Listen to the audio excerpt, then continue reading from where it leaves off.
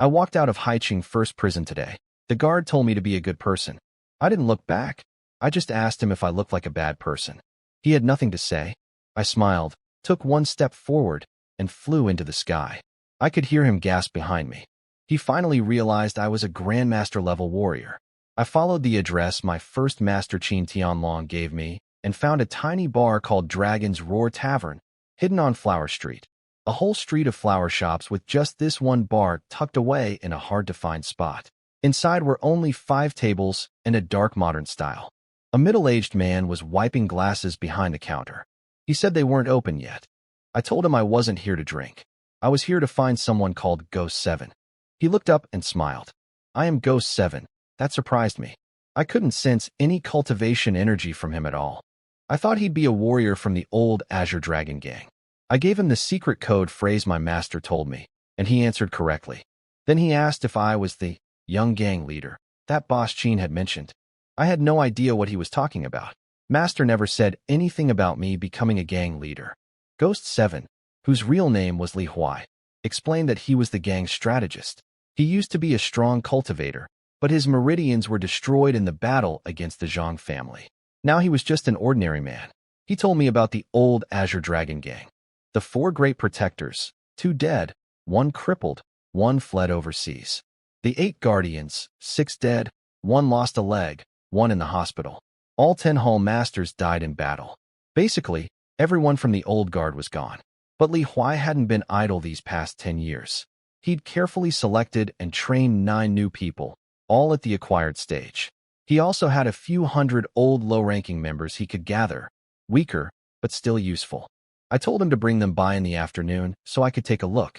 Then he handed me a phone full of information he'd collected on my master's orders, detailed files on the Yi family, Li family, Zhang family, and some limited info on the Lu family in the capital.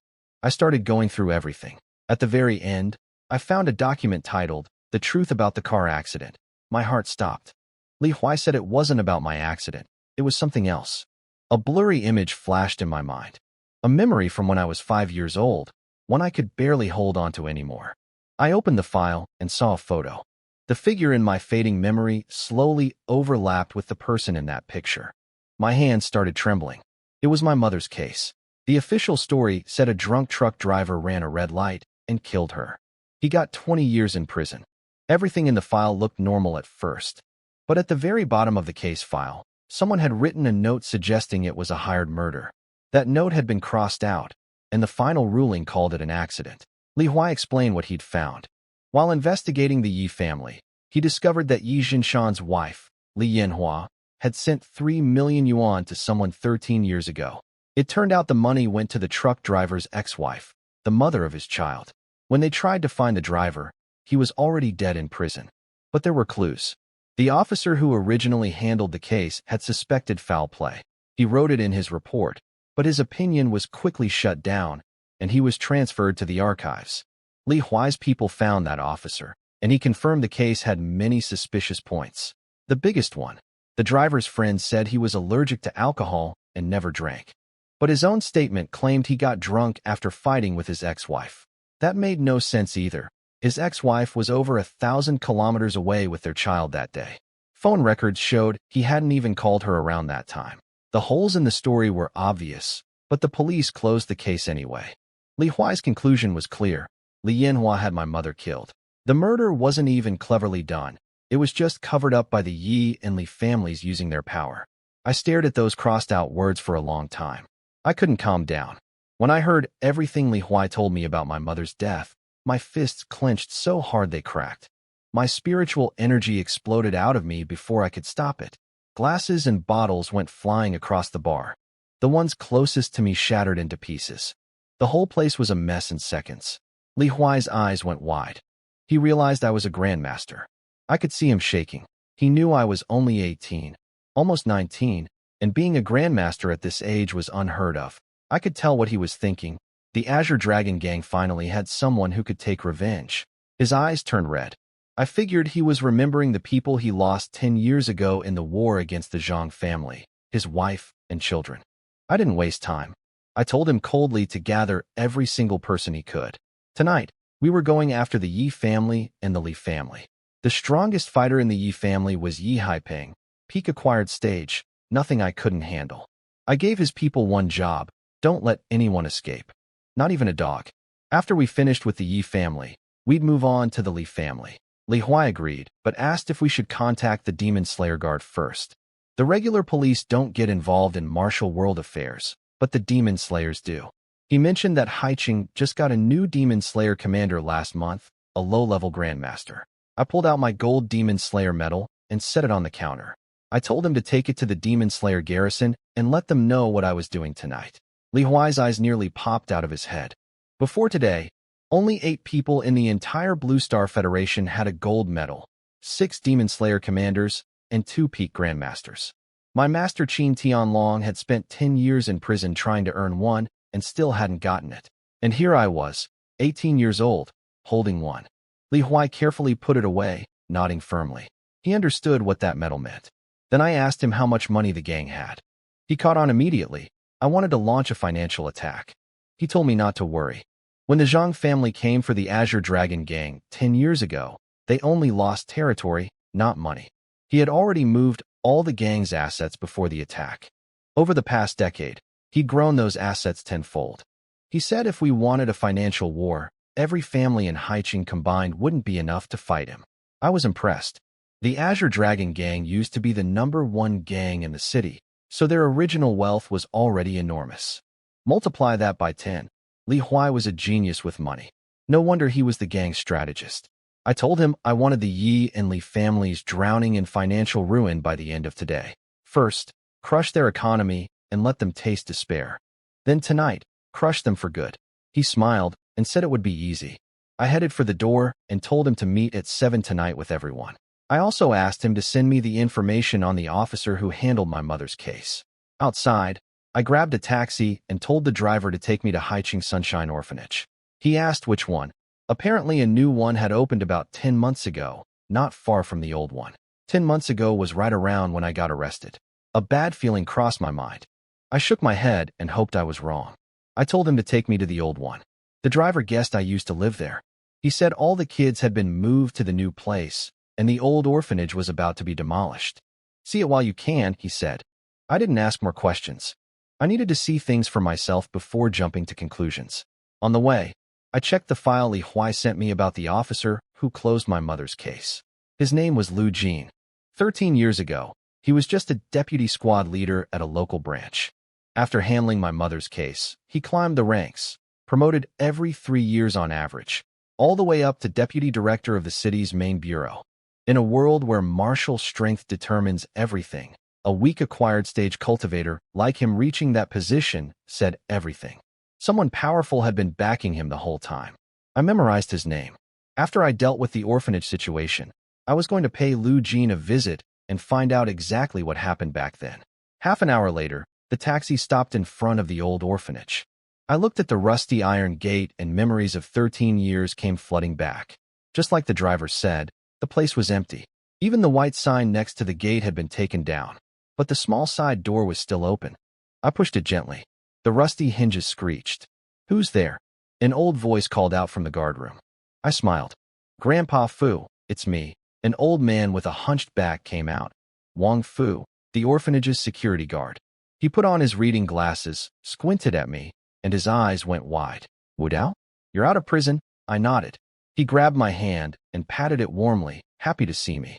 He said he'd heard from Mama Wang that I killed someone in a car accident and went to jail. He never believed it. He asked if I'd been cleared, and I told him yes. They found out I wasn't the one who hit that person. I asked where Mama Wang was. He sighed and said she and everyone else had moved to the new orphanage. This place was about to be torn down. When I asked why he didn't go with them, he told me he'd been working here since he was 30. He was 79 now. He couldn't bear to leave. Mama Wang told him the new place needed a fresh start, and that he should just retire there. But after 2 months of sitting around doing nothing, he came back. He said he'd stay here until they knocked it down. One last goodbye. I listened to him talk, knowing this old man didn't have much time left for talking. He eventually told me where the new orphanage was, and I walked over. It was completely different. Shiny new gate, new building, a younger guard in his 30s. I could see children playing in the yard. There were more kids than before, many I didn't recognize. The guard stopped me and asked what I wanted. I said I was here to see Mama Wang. He didn't know who that was.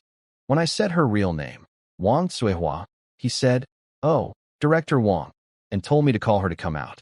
Director Wang. She used to make every new kid call her Mama. Now she was Director Wang. I told the guard I didn't have her number, so he called her for me. A few minutes later, a familiar figure walked out. My heart tightened. The Mama Wang I remembered always dressed simply. Now she was wearing fancy clothes and heavy makeup. In 13 years, I'd only seen her wear light makeup a few times, when meeting people who wanted to adopt. Never anything like this. She looked like a rich man's wife. When she saw me, her steps faltered for a second. Then she forced a smile and waved. Wu Dao. I noticed right away that her expression wasn't natural. I was already starting to guess what had happened here. She looked me over and asked how I got out so early. She'd heard I was sentenced to 15 years. That question hit me like cold water. The old Mama Wang would never have asked that. She would have hugged me and asked if I was okay in there. But this Wang Suihua was questioning why I was out. That told me something. She probably knew about the Yi family framing me. She was clearly surprised and a little panicked to see me. She led me inside and started talking about how the orphanage had moved because of the demolition and how they'd found an investor to improve conditions for the children. I walked beside her and said nothing. In her office, she poured me water and asked, "So, Wu Dao, what brings you back?" That question killed my last hope. She used to say that any child from this orphanage could come back anytime. This was their home. Now she was asking me what business I had here, like I was a stranger. Everything had changed. Not just the building. The people too. I looked at her calmly and said, "I'm here for Ma Xianglian." She froze. She noticed I used Ma Xianglian's full name instead of calling her Annie Ma, like I always used to. I could see her tense up. She told me Ma Xianglian had the day off and suggested I come back tomorrow. I smiled and said, "Wang Suihua, you don't seem happy at all that I'm out early." She stared at me in shock. I had called her by her full name. She must have realized. I already knew. Before she could react, there was a knock at the door. A familiar voice came from outside. "Sister Wang, I heard someone came to visit. Is it a new investor?" I looked at Wang Suihua and said coldly, "I thought you said she had the day off." Wang Suihua panicked and shouted, "Xianglian, run," but it was too late. Ma Xianglian had already pushed the door open. And even if she hadn't, I'm a condensation realm cultivator. If an ordinary person could outrun me, I might as well be dead. Ma Xianglian stood in the doorway, confused by the shouting. Then she saw me sitting there, and she froze. I smiled at her. "Ma Xianglian, long time no see." She spun around to run, but she couldn't move. Not even a finger. I held her in place with my power and pulled her into the room. The door slammed shut behind her on its own. I looked at both of them and said coldly, "I think it's time we had a nice little chat." Ma Xianglian was shaking. She asked what I wanted to talk about. I told her she already knew. She shook her head, and Wang Suihua tried to play innocent, saying there must be some misunderstanding. I looked at Wang Suihua coldly. I told her I knew she was involved in framing me. I remembered what she said to me back then, that if I really did something wrong, I should just admit it and hope for a lighter sentence. At the time, I thought she was trying to encourage me. Now I realized she was planting the idea in my head to plead guilty. She denied everything. I told her that was fine. I had 2 hours, and if I didn't hear what I wanted to hear, things would get ugly. She tried to run. I pinned her down with my spiritual pressure. She couldn't breathe. Her face turned purple. She finally broke. "I'll talk," she gasped. I released her and let her catch her breath. She pointed at Ma Xianglian and said it was all her idea. She claimed Ma Xianglian told her the Yi family offered a deal. If they helped frame me to take the fall for Yi Mingyuan, they'd get a huge payment and investment. For a new orphanage. Ma Xianglian exploded. She screamed that Wang Suihua was a shameless liar, that it was Wang Suihua who came to her and asked her to give false testimony. She said the Yi family paid 10 million yuan total. Wang Suihua took 3 million. She only got 2 million. The demolition money from the old orphanage all went to someone else. Wang Suihua became director while she was still doing odd jobs. And now Wang Suihua wanted her to take the blame? I listened to them tear into each other, but something Ma Xianglian said caught my attention. She said, "You all split the money." That meant there was a third person. I asked her directly, "Who got the other 5 million?" She realized she'd said too much and tried to backtrack. I reminded her what just happened to Wang Cuihua, and she started talking fast. It was Wang Fu, Grandpa Fu, the old security guard. He was the one who brought the Yi family's people into the orphanage. He overheard their conversation with Wang Cuihua and then pushed both women to go along with the plan. He convinced them it was worth it, they'd get rich, and the children would have better lives. Wang Cuihua added that Wang Fu took all the demolition money too. He used what he knew about them as leverage, saying he was old and needed money for retirement. If they didn't pay up, he'd turn himself in and drag them all down together. That's why he was still at the old orphanage. He was waiting for the demolition to go through so he could collect the rest of the payment. I was stunned. That kind old man who held my hand and patted it just an hour ago. He was one of the people who sold me out. He didn't flinch when he saw me. He acted like he barely knew what happened to me. His performance was flawless. The old fox had nerves of steel. I asked if it was just the three of them behind the whole thing. Ma Xianglian wouldn't answer, so I turned to Wang Cuihua. After nearly suffocating, she wasn't going to hold anything back. She confirmed it, just the three of them. Then she tried to justify herself. She said everything they did was for the children. Yi Zhinshan promised them 10 million, a new orphanage, and investors. She said she made a mistake in a moment of weakness. She even said Yi Zhinshan promised to pull strings and get me a shorter sentence, and she never expected I'd get 15 years. I thought about the 13 years she raised me. She really had been good to me and to all the children. But money changed her. At the old orphanage, with nothing but government money, she cared for every child personally. Now at the new place, with investors and more kids, she didn't bother anymore. Walking through earlier, I saw hired caretakers doing everything. Not a single child called out to her when she passed. Back at the old place, every kid would shout, "Mama," the moment they saw her. I looked at her and said she kept claiming it was all for the children. But I called her Mama for 13 years. Wasn't I one of those children too? I told her I wouldn't kill her, out of respect for the 13 years she raised me. But I would take one finger, to remind her never to sell people out for money again. These kids had nobody else. Some were abandoned, some lost their parents. The orphanage was all they had. I told her to stop treating them as tools for making money, and she didn't need to worry about funding anymore. I'd have money sent to a supervised account for the children's care and education. A blade of white energy formed from my power and cut off the little finger on her left hand. It dropped to the floor. She trembled from the pain but didn't scream. She just gripped the wound with her other hand and cried silently. Whether from pain or regret, I couldn't tell. Then I turned to Ma Xianglian. She wasn't the mastermind, but her false testimony put me in prison. I told her I wouldn't kill her either, but I was going to cut out her tongue so she could never lie about anyone again. She'd remember for the rest of her life what happens when you frame someone. She begged and shook her head desperately. I didn't listen.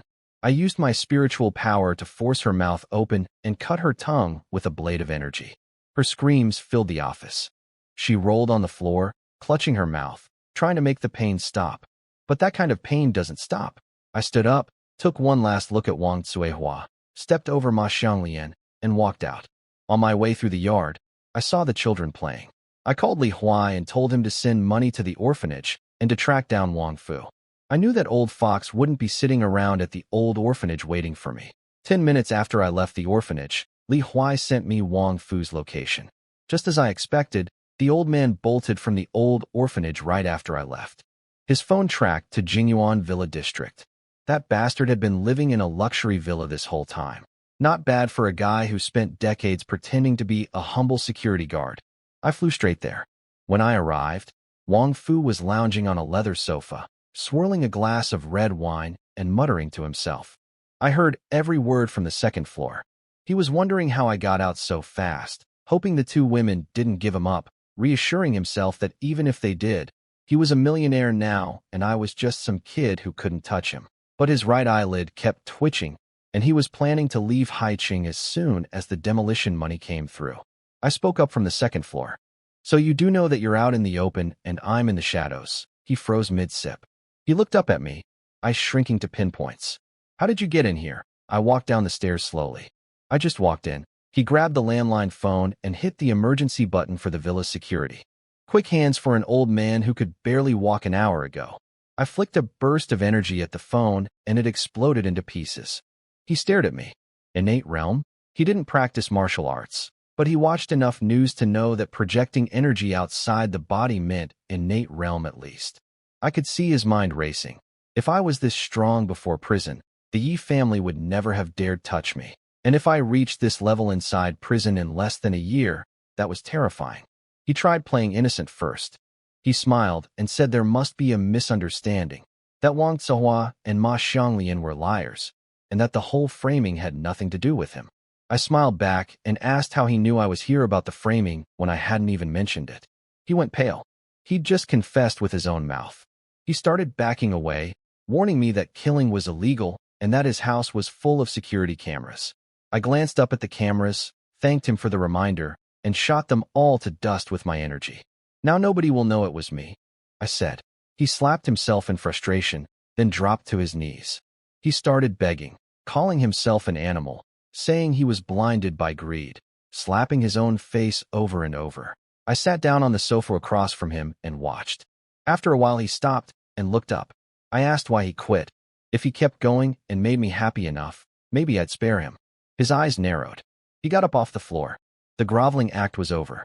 He tried threatening me next, claiming he was connected to the Wang family in the capital, the family of Grandmaster Wang Pingqing. I told him I'd never heard of Wang Pingqing, and even if the connection were real, a 79-year-old man with zero cultivation who got kicked out of his family and ended up as a security guard 3,000 kilometers from the capital wasn't exactly intimidating. He'd probably just seen the name on the news and decided to use it. His face turned red. I was right. Then he tried a different angle. He said he had a priceless treasure that could help someone break through beyond the Grandmaster level. I laughed in his face. I asked how a man with no martial ability whatsoever would know what could help someone reach beyond Grandmaster. I told him to stop making things up, but he insisted. He said he was a 12th-generation descendant of Wang Zongyue, who was a disciple of Zhang Sanfeng. The treasure had been passed down through his family from Zhang Sanfeng himself, though by his grandfather's generation, nobody knew how to use it anymore. That got my attention. I didn't know who Wang Zongyue was, but I'd heard my master Qin Tianlong mention Zhang Sanfeng several times, the last land immortal of the Dragon Kingdom. If this treasure really came from Zhang Sanfeng, it might actually be something real. I kept my face unimpressed and told him that if even his grandfather couldn't use it, why would I want it? He asked if I'd spare his life in exchange for the treasure. I shrugged and said it depended on whether what he brought out was actually worth his life. If he handed me a rock and called it a treasure, he'd regret it. He thought for a long time, then walked over to a shrine against the wall. He reached into a hidden compartment underneath it and pulled out a ring. I scanned it with my spiritual power and immediately noticed something strange. My spiritual sense couldn't detect the ring at all. My eyes could clearly see a black ring in his hand, but when I swept my power over it, there was nothing there, as if it didn't exist. Wang Fu walked toward me with the ring in his open palm. He asked if I'd spare him in exchange for it. I reached out to take it. The instant my hand got close, his face twisted into something vicious. I sensed danger and tried to pull back while slamming him with my spiritual pressure. But I was a split second too late. My hand was only 2 or 3 centimeters from the ring, and he jerked his hand upward to meet mine. He hit the ground under my spiritual force. At the same time, I felt a sharp sting in my palm. It turned black almost instantly. Poison. A purple-black stain spread rapidly across my hand. I poured my innate true liquid from my core into my palm, desperately blocking the poison from reaching my shoulder. When the liquid touched the toxin, my hand made a hissing sound. I was shocked. This poison could actually corrode innate true liquid. Not just innate true energy, but the liquid itself, which was far more powerful. If I were only at the innate realm, I'd have no chance of stopping it. Wang Fu, pinned to the floor, realized I wasn't using energy to hold him down. It was pure spiritual force. His eyes went wide. You're not innate realm. You're a grandmaster. He couldn't believe it. An 18-year-old grandmaster was unheard of. Then he started laughing. He pulled out a tiny black needle hidden in a gap in the ring. Thin as a hair, short as a fingernail. He said the needle was an heirloom coated in poison extracted from something called heart-eroding grass. He boasted that even a grandmaster couldn't survive it.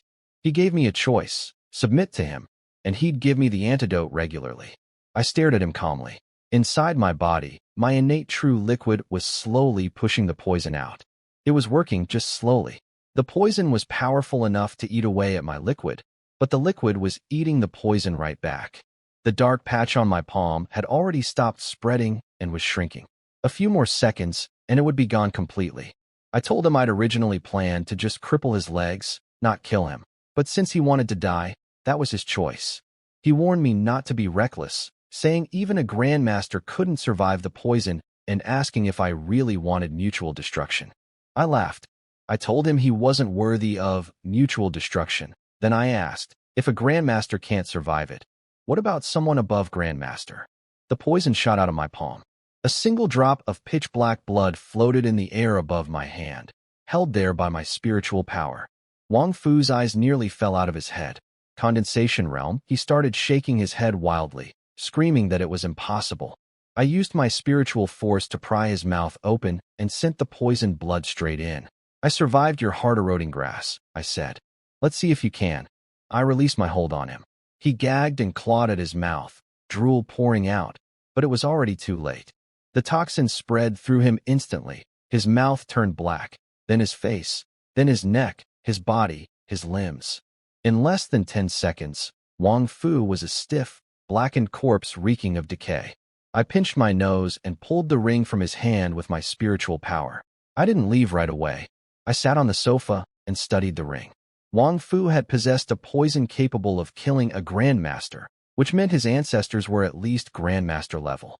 And right before he died, when I only said I was above grandmaster, he immediately said, condensation realm, a term that, according to my master, even current grandmasters didn't know. That meant his ancestor Wang Zongyue really might have been a condensation realm cultivator. So this ring could actually be something special. It looked simple, carved from a single piece of cold, smooth stone with no setting. But when I used my spiritual power to magnify the surface, I found incredibly tiny patterns covering it, forming what looked like a maze. The starting point was at the center of the ring's face, and after searching for a while, I found the exit at the upper right corner. The moment my spiritual power touched the exit point, I felt a small chunk of it get pulled away. I pushed more in. A few seconds later, my spiritual power was yanked hard, and a pure white space appeared in my mind. It was small, about the size of a master bedroom. In the middle sat a table with a book and several jade bottles glowing faintly green. On the left side stood a weapon rack holding a sword, a saber, and a long spear. I stood there stunned. A storage ring. I'd seen these in games and novels. I always thought they were made up. Turns out they're real. I used my spiritual power to pull the book and jade bottles out of the storage ring. They appeared in my hands. The book's cover read, Taiji Heart Sutra. I opened it and found that the first page wasn't techniques. It was Wang Zongyue's personal account. He wrote that he fell into a cave as a young man and found a pool of stalactite liquid. He reached the innate realm at 21, became a grandmaster at 34, and was accepted as a disciple under ancestor Zhang Sanfeng. Zhang Sanfeng taught him the Taiji Heart Sutra, and he cultivated all the way to the condensation realm. But his talent was limited. He hit a wall at peak condensation and couldn't advance further. He tried to force a breakthrough, failed, lost all his cultivation, and was left with little time to live. He left the technique behind for his descendants with a warning, never try to force a breakthrough.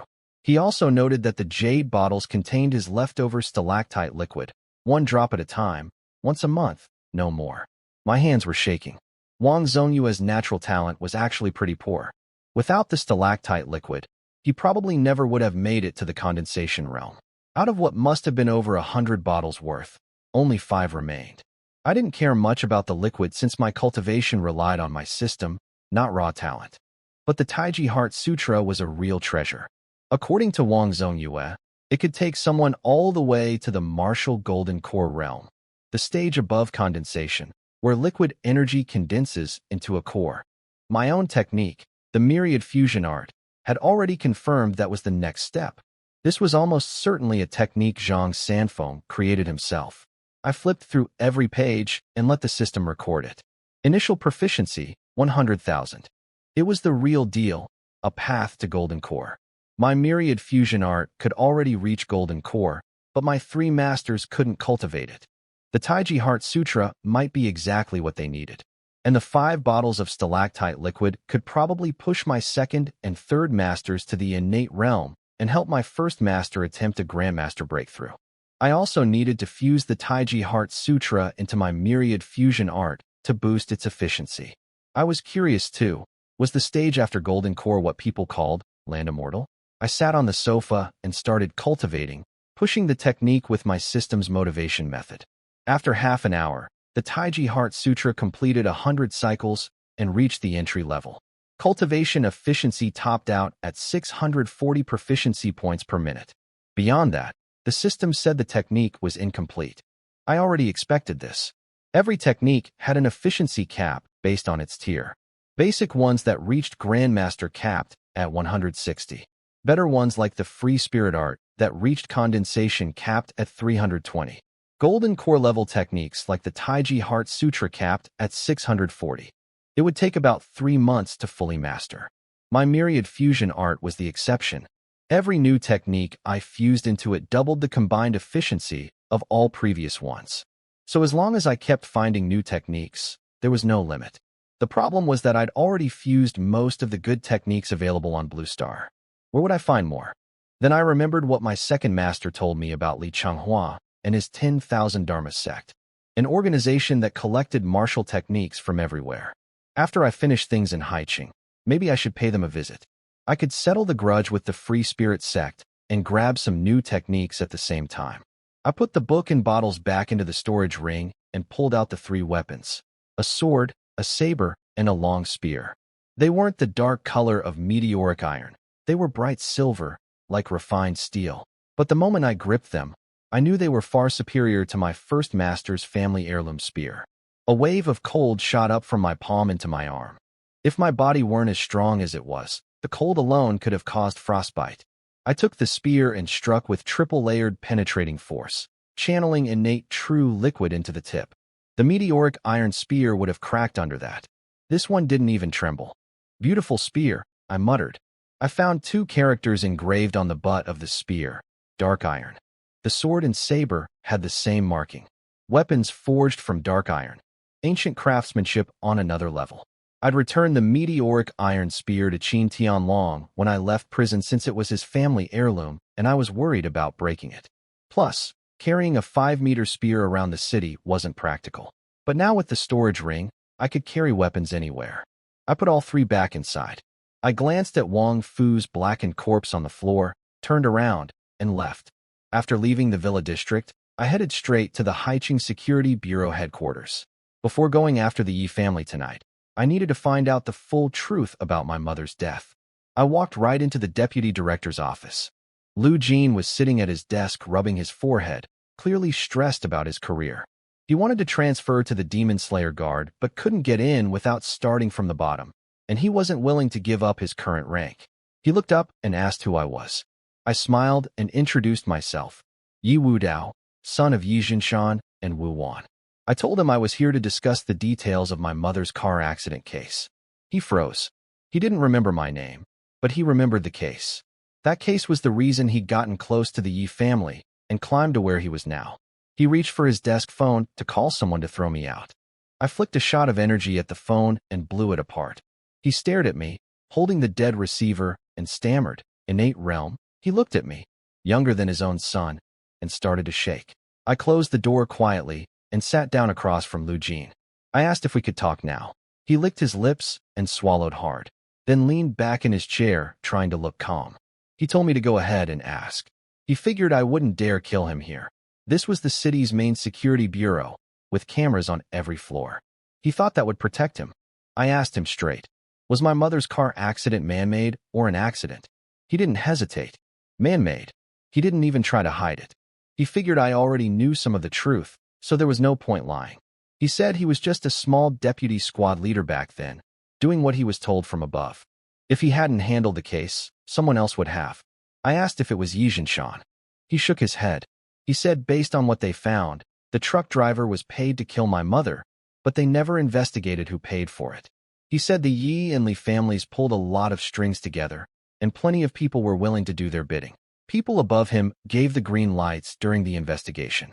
He just took the Yi family's money and followed their instructions. I told him he seemed pretty unbothered about covering up a murder. He shrugged and said the Yi family ranked 7th in Haiching, the Li family 4th. Two families like that working together could easily bury the truth about one ordinary person's death. Then he said something that made my blood boil.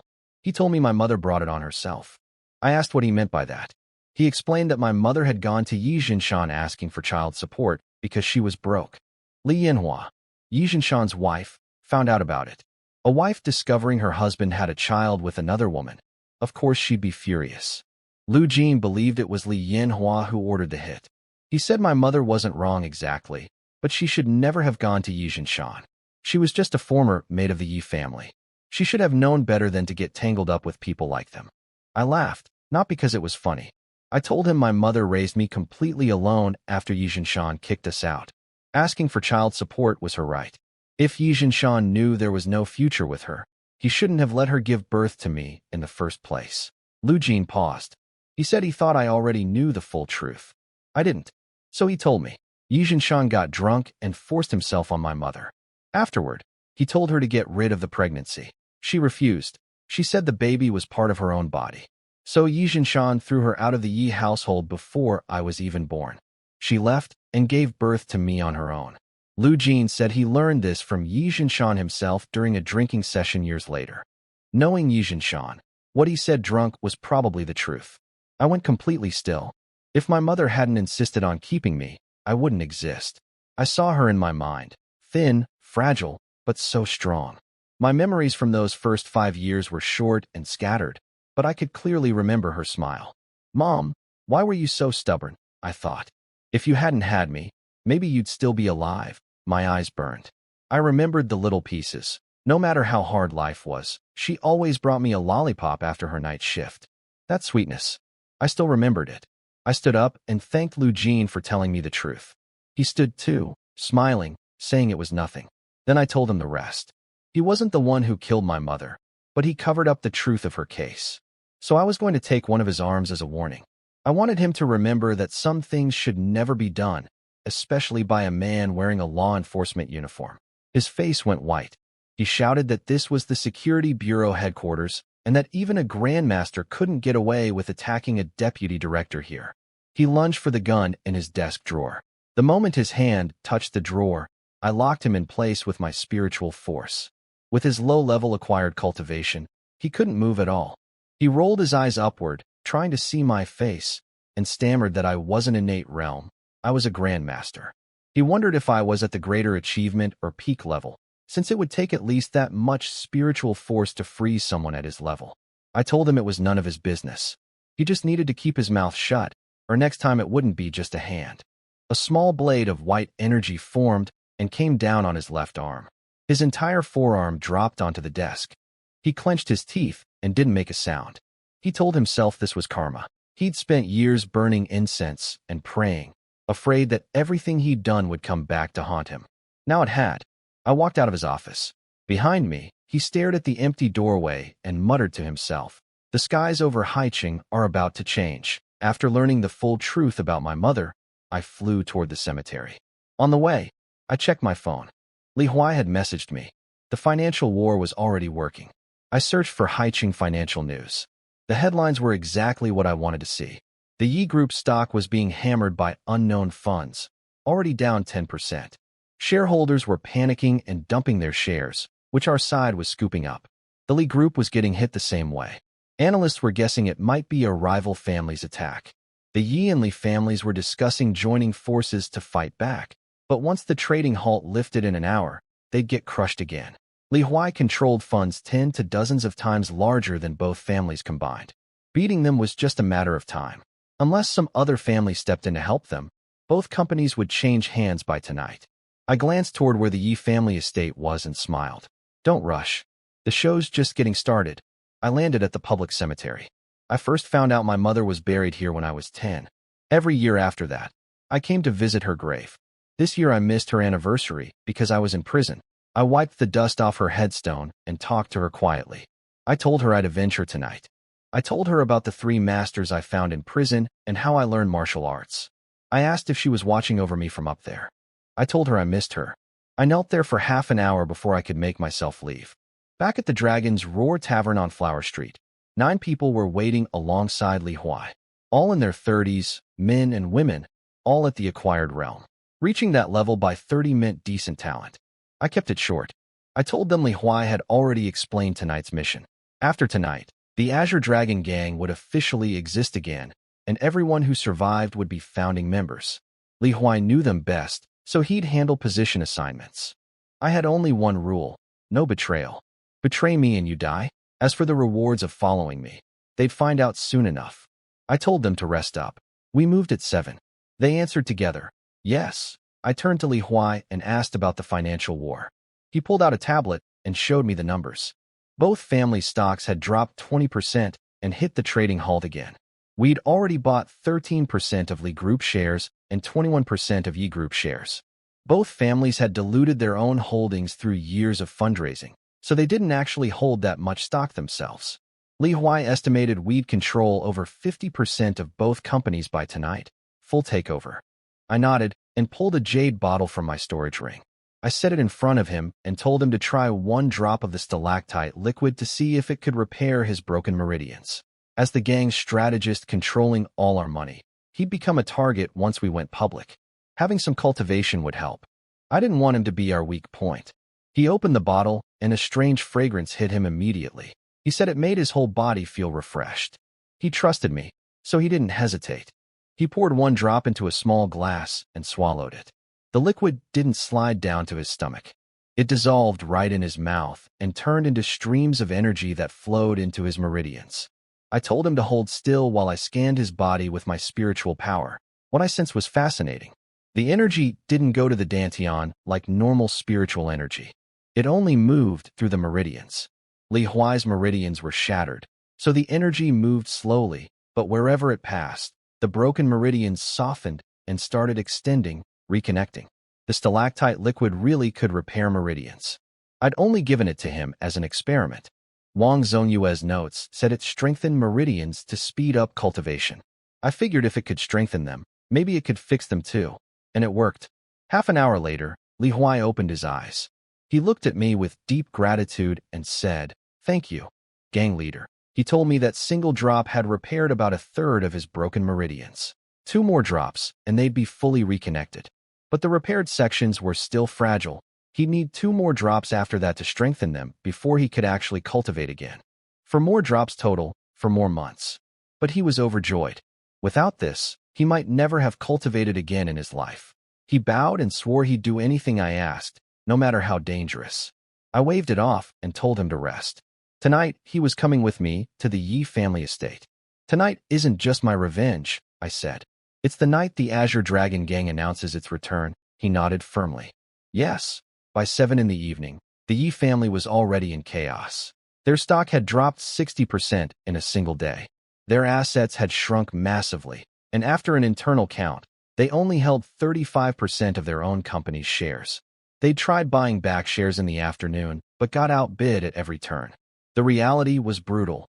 Yi Group had essentially already changed hands. Old man Yi Haipeng was furious. He threw an expensive antique cup at his son Yi Zhinshan's feet and called him useless. They still had no idea who was behind the attack. Then their butler announced visitors. Someone claiming to be the actual controller of the Yi Group had come to discuss buying their remaining shares. Yi Haipeng told the butler to let them in. Li Huai walked in with the 9 fighters behind him. It took Yi Haipeng a moment, but he finally recognized him. Azure Dragon Ghost 7, the legendary strategist once known as the smartest man in Haiqing. He hadn't recognized Li Huai at first because the man had aged so much in 11 years. Li Huai got straight to the point. He was here about the 35%. Yi Haipeng protested that his family had nothing to do with the Azure Dragon Gang's destruction. That was the Zhang family's doing. He demanded to know if this was Qin Tianlong's order or if Li Huai was acting alone. He even sneered about that bastard child only having a small conflict with his grandson. Li Huai's eyes turned cold. He told Yi Haipeng this wasn't Qin Tianlong's order, it was the new gang leaders. And he warned the old man to watch his mouth, unless he wanted blood all over his villa tonight. Yi Haipeng laughed and called Li Huai a cripple. He waved in a dozen of his armed thugs, men with swords, a mix of body tempering and acquired level fighters. He challenged Li Huai to bring out this so-called new leader. Li Huai glanced up at the second floor and asked, "Gang leader, do you want to come down?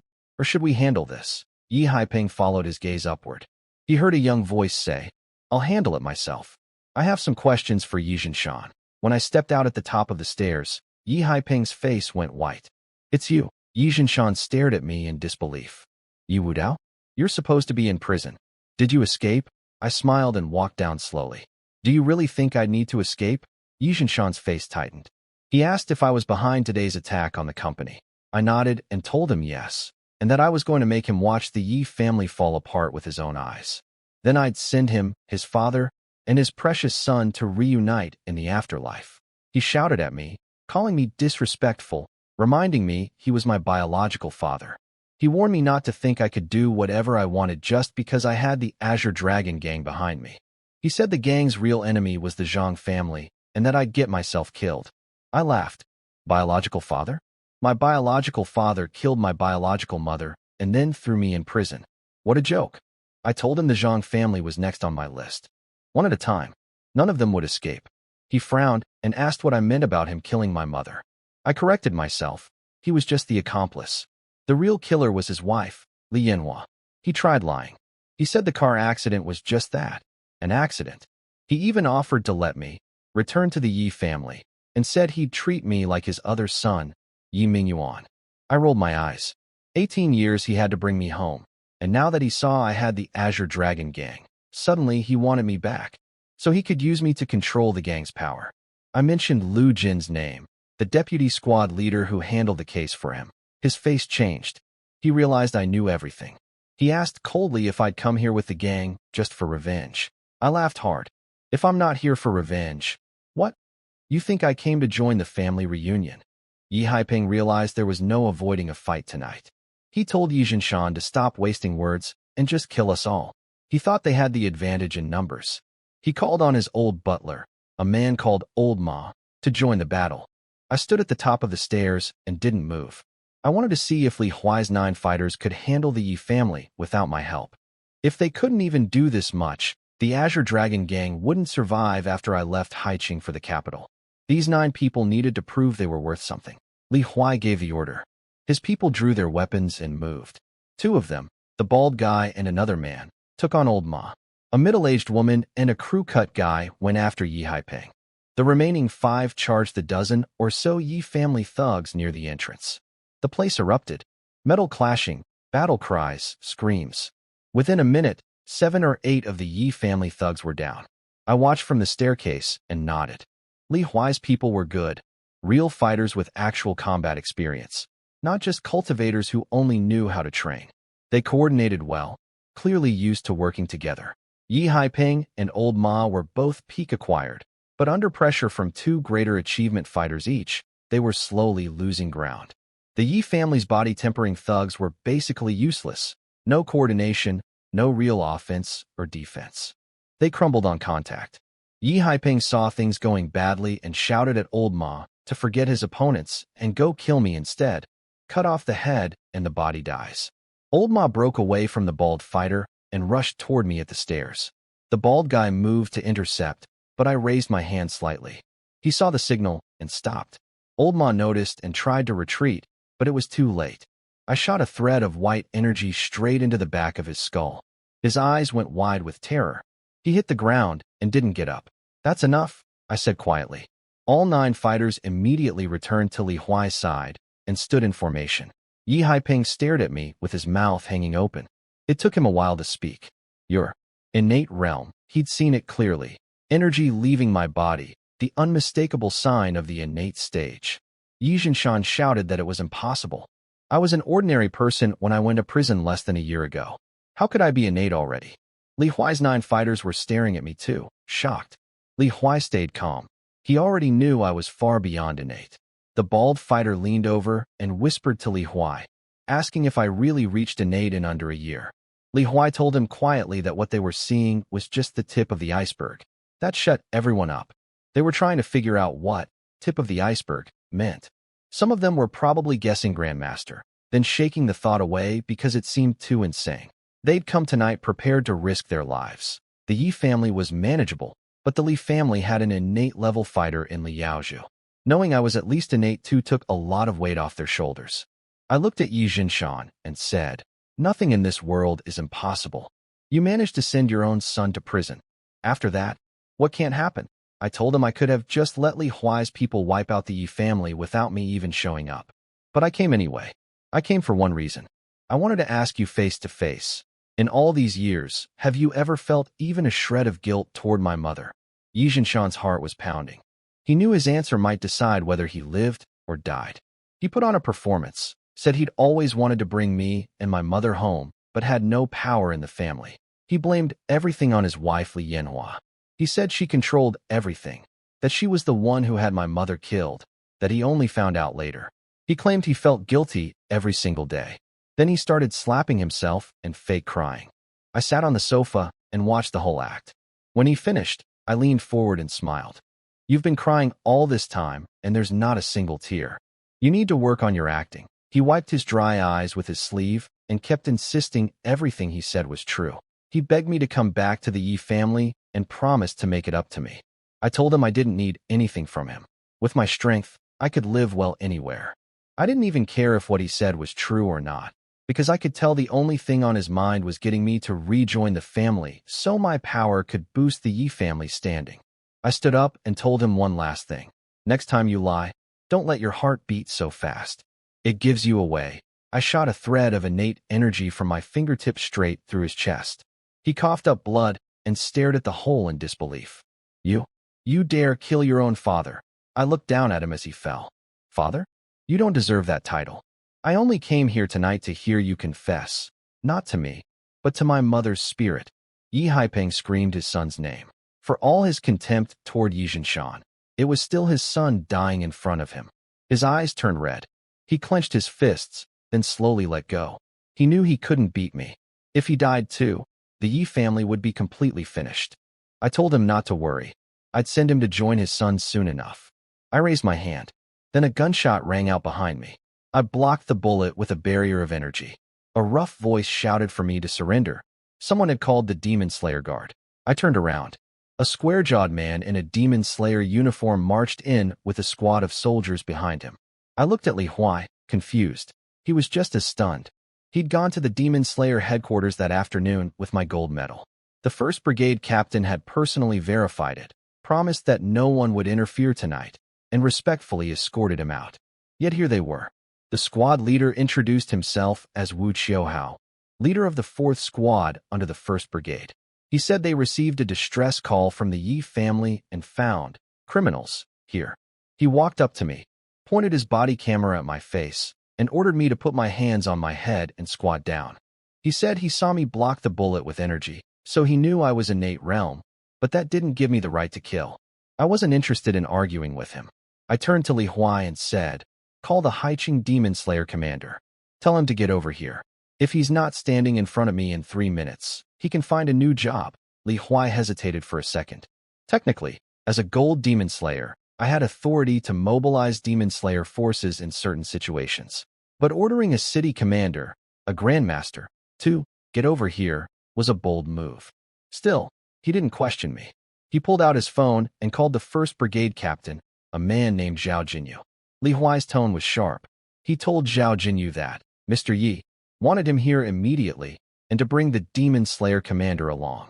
Zhao Jinyu could hear something was wrong. He asked carefully what had happened. He'd been respectful to Li Huai all along because he knew Li Huai represented the owner of gold medal number 009, someone surnamed Yi. He didn't even know my full name because his clearance wasn't high enough. But hearing that I also wanted the city commander brought along, he knew the situation was serious.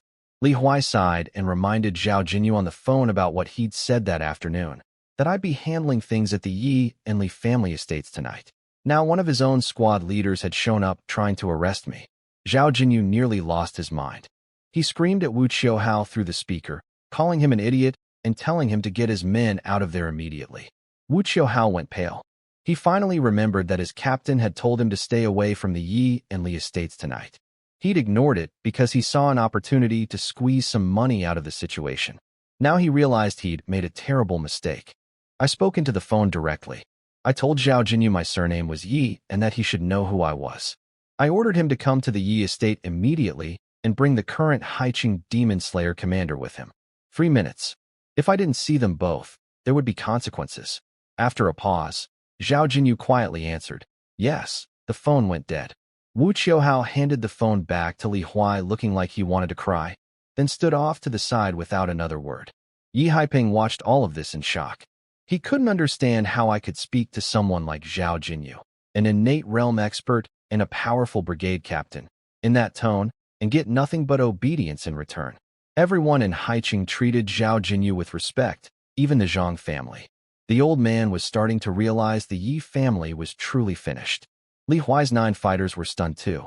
They were piecing things together. My authority couldn't come from family connection since I was just a disowned, illegitimate son. It had to come from my own power. They kept thinking about what Li Huai said earlier, that what they'd seen was only the tip of the iceberg. The only explanation that made sense was one they could barely believe. I told the 9 to stop standing around and go find Li Yanhua and Yi Mingyuan. The bald fighter stepped forward and said they already had intel. Yi Mingyuan was at the Martial Arts Academy, and Li Yanhua was at the Li family estate. I turned to Yi Haiping and gave him 2 choices. Kill himself, or I'd do it for him. My plan for the Yi and Li families was simple and decided long before I left prison. Everyone responsible had to go. Wang Tsuhua and Ma Xianglian only helped frame me for prison, and they'd raised me for years, so I crippled them instead of killing them. Wang Fu killed himself with his own poison. Lu Jin just covered up the case, so he lost a hand. But the Yi and Li families were different. Li Yanhua murdered my mother. Yi Jinshan was the root of everything. If he hadn't assaulted my mother, none of this would have happened. They had to die, and I believed in cutting problems at the root. If I killed the key people and left the rest alive, they'd come after me eventually. The Yi and Li families had enough resources to get dangerous weapons that could hurt even someone at my level. Better to end it all at once. Yi Haiping tried guilt-tripping me, called me disrespectful, said I carried Yi family blood, accused me of destroying my own ancestors. I laughed. I told him I'd never eaten a single grain of their rice. I had no father. He died a long time ago. The only proof of any connection was now a corpse on the floor. I started counting down. 3, 2. Right before I said 1, I felt 2 people flying toward us at high speed. The Demon Slayer commander and Zhao Jinyu were arriving. I didn't wait for them. I said 1, told Yi Haiping he'd lost his chance, and put a bolt of energy through his chest. He fell backward with hatred in his eyes. Does being a gold demon slayer give you the right to kill openly? And right in front of me, a powerful voice came from the entrance. An old man in black training clothes walked in. Sharp eyes, light steps, a small white goatee on his chin. Behind him followed a middle-aged man in demon slayer uniform, Zhao Jinyu. I asked the old man if he was the current Haiqing demon slayer commander. He announced himself proudly, Su Qianming. He said he never expected the famous gold demon slayer number 009 to be a teenager, and that he'd come as I demanded. Now what was I going to do about it? I smiled, stepped forward, and dropped my full spiritual pressure onto him. I cracked my neck and stared him down. Guess what would have happened if you hadn't come? The color drained from his face. He could feel exactly how strong that pressure was. You're peak grandmaster, he stammered. The whole room went silent when Su Qianming said, peak grandmaster. Li Huai was stunned too. He knew I was a grandmaster, but he never imagined I was at the peak level. Wu Qiuhao, the squad leader who'd tried to arrest me, looked like his legs were about to give out. Zhao Jinyu, the brigade captain, was clearly relieved he hadn't questioned my identity when he walked in. I released the pressure on Su Qianming and got straight to the point. I asked him 3 questions. First, the Yi and Li families killed my mother. As a gold demon slayer and a member of the martial world, didn't I have the right to avenge her? Second, I'd already sent someone to the Demon Slayer headquarters with orders that no one should come to the Yi or Li estates tonight. Why did they come anyway? Was my authority as a gold demon slayer meaningless? Third, as the Haiqing demon slayer commander, his subordinates had a serious discipline problem. Shouldn't he take responsibility? Su Qianming had nothing to say. Everything I said was legitimate. Avenging a parent's murder was recognized in the martial world. My orders had been clear and were ignored. His people were at fault. If I were just an innate realm fighter, he could have brushed me off. A gold demon slayer's authority only covered the guard soldiers, not the commander himself. But I was a peak grandmaster. If he pushed back and I decided to act, nobody would dare even collect his body. He bowed and admitted it was his oversight. I didn't push it further. He was a grandmaster and an old man. There was no need to humiliate him. I looked past him at Zhao Jinyu and asked him to explain why his people showed up at the Yi estate. Zhao Jinyu was drenched in cold sweat. Under Demon Slayer regulations, he had to follow a gold Demon Slayer's orders. Wu Qiuhao coming here was the same as disobeying a military command. If this escalated, his career was over. He bowed deeply and promised to fix things immediately. My anger cooled a bit. I told him to take his people and leave. He kicked Wu Qiuhao on the way out and cursed him. Wu Qiuhao just nodded and took it. He was grateful I hadn't turned my anger on him directly. Before they left, I told them not to talk about anything they saw tonight. Zhao Jinyu promised he'd have everyone sign confidentiality agreements. I asked Su Qianming the same thing. He said he knew what to keep quiet about. After they were gone, I looked at my people. Originally, I'd planned to deal with the Yi family and Li family tonight, then wait for my first master Qin Tianlong before going after the Zhang family. He told me before I left prison that he wanted to take part in the revenge personally, but the situation had changed. Su Qianming and his people now knew I was a peak grandmaster. Even though they promised silence, I couldn't be sure nobody in that squad had connections to the Zhang family. If the Zhang family got wind of what happened tonight, they'd flee Haiqing. Hunting them down later would be much harder. I made the call. We'd hit the Li family next, then go straight to the Zhang family. All in one night. No waiting. I told Li Huai's people to sweep the Yi estate for anyone they might have missed. They searched the whole villa and found only servants left. All the fighters were already dead. Yi Haiping, Yi Zhinshan, and Old Ma were done. The only Yi family members still alive were Li Yanhua at the Li estate and Yi Mingyuan at the Martial Arts Academy.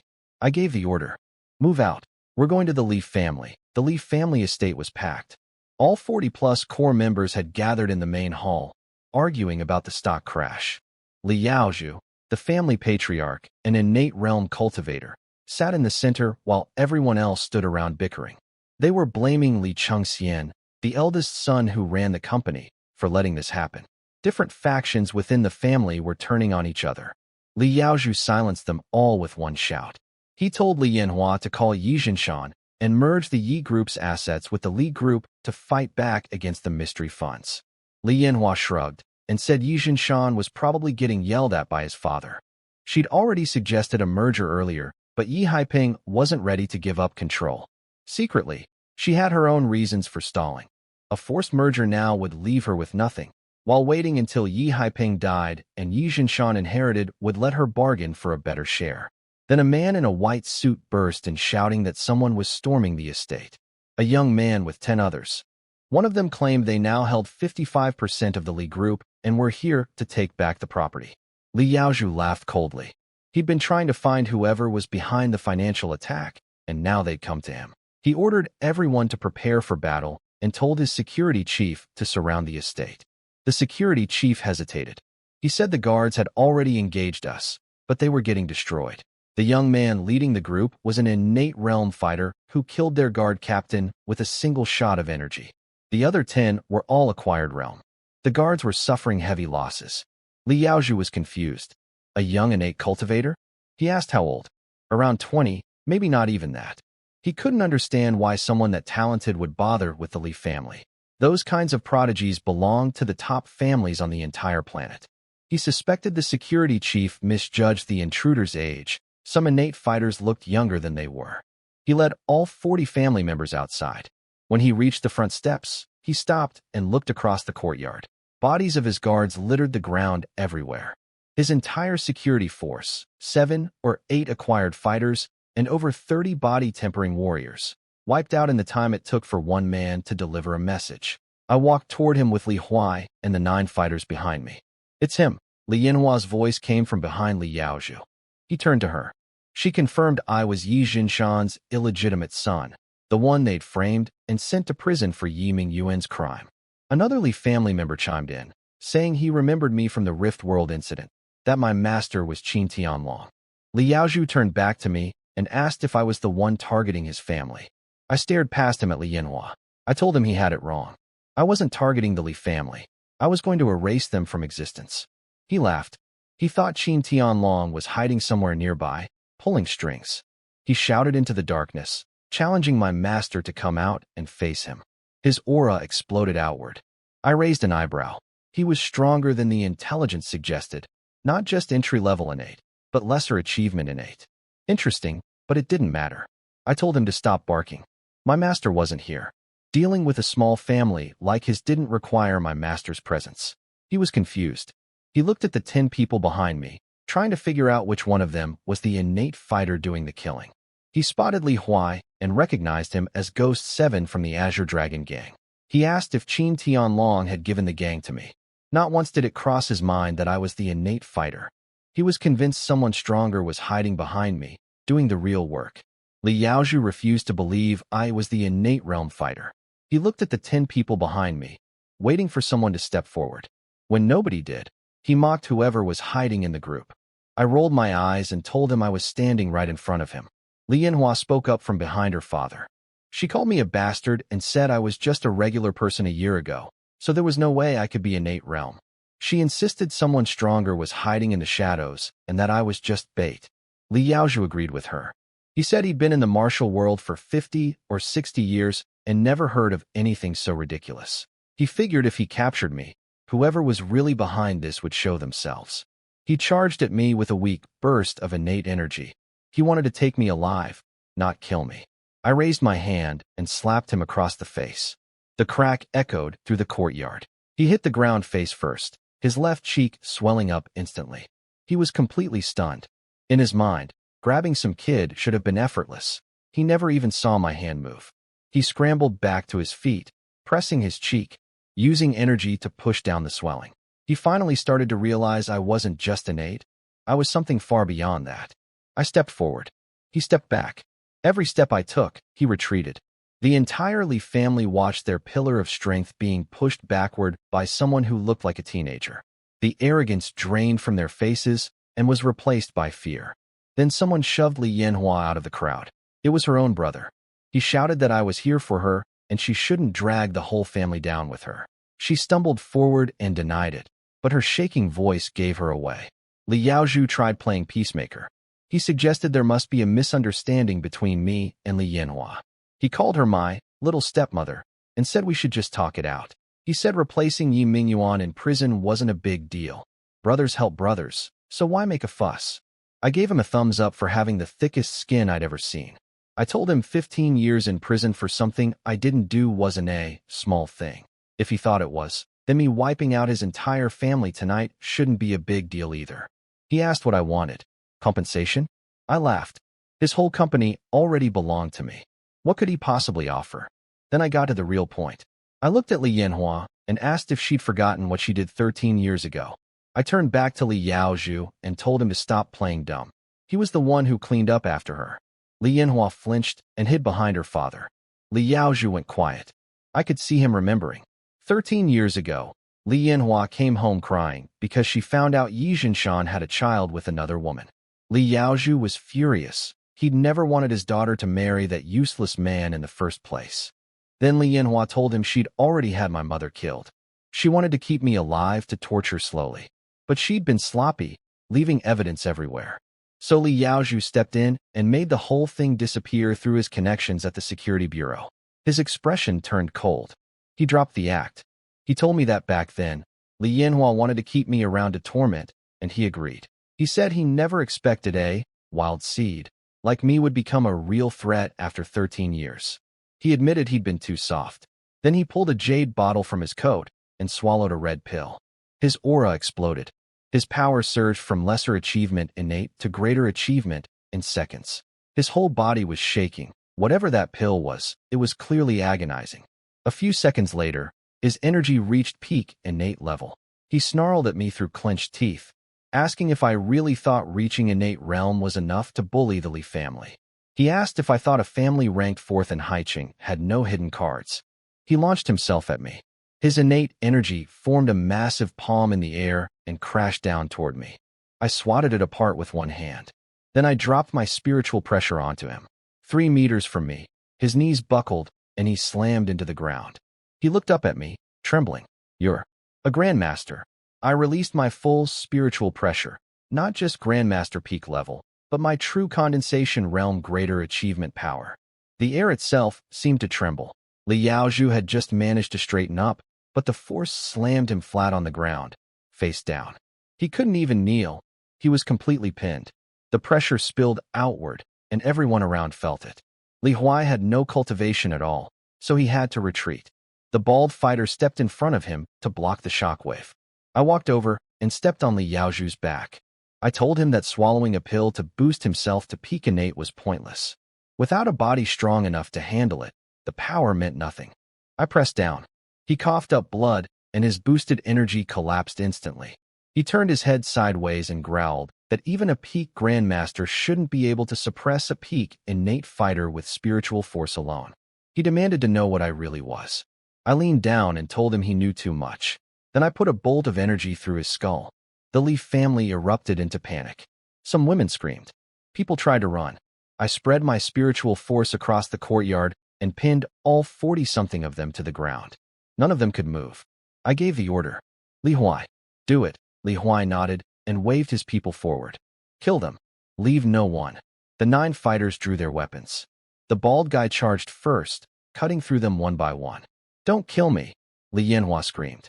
"Yi Wu Dao, do you want to know the truth about who you really are? Spare me, and I'll tell you." I stopped. I turned around and told them to keep her alive and bring her to me. I walked outside. I was still young. I didn't want to watch the rest. The middle-aged woman grabbed Li Yanhua by the back of her collar and dragged her out like a kitten. Behind us, the screaming continued. Outside the gate, I asked Li Yanhua what she meant by true identity. She said she'd only talk if I promised not to kill her and gave her money. I crouched down and asked if she thought she was in any position to bargain. She gathered her courage. She said she was the only person alive who knew the truth. Even Yi Jinshan didn't know. She said my mother's death had more to it than I realized. She asked me if I'd ever wondered how the truck driver died in prison. The Li family had influence, but not enough to kill someone inside the first prison. Even Zhang Jianye wouldn't dare do that. That got my attention. She had a point. Zhang Jianye had threatened to come after me and my masters in the first prison, but he never did. If even he was afraid to act inside those walls, how did an ordinary truck driver end up dead there? I'd always assumed he died of illness. Now I wasn't so sure. I called Li Huai over and asked what he knew about the driver's death. He said the records listed it as death by illness, but the driver had no medical history and no treatment records in prison. Dying of disease within 6 months of entering prison with no prior health problems was suspicious, though sudden heart failure couldn't be ruled out. Li Yanhua cut in. She said the driver wasn't sick, he was murdered. She'd visited him in prison because she was afraid he'd expose her. He told her he'd received the order to kill my mother long before she posted her own hit on the black market. He simply took both jobs at once for double the pay. He'd already accepted he would die and just wanted the money to go to his family. Later, she went to the black market to investigate the other contract on my mother, and that's when she discovered my mother's secret.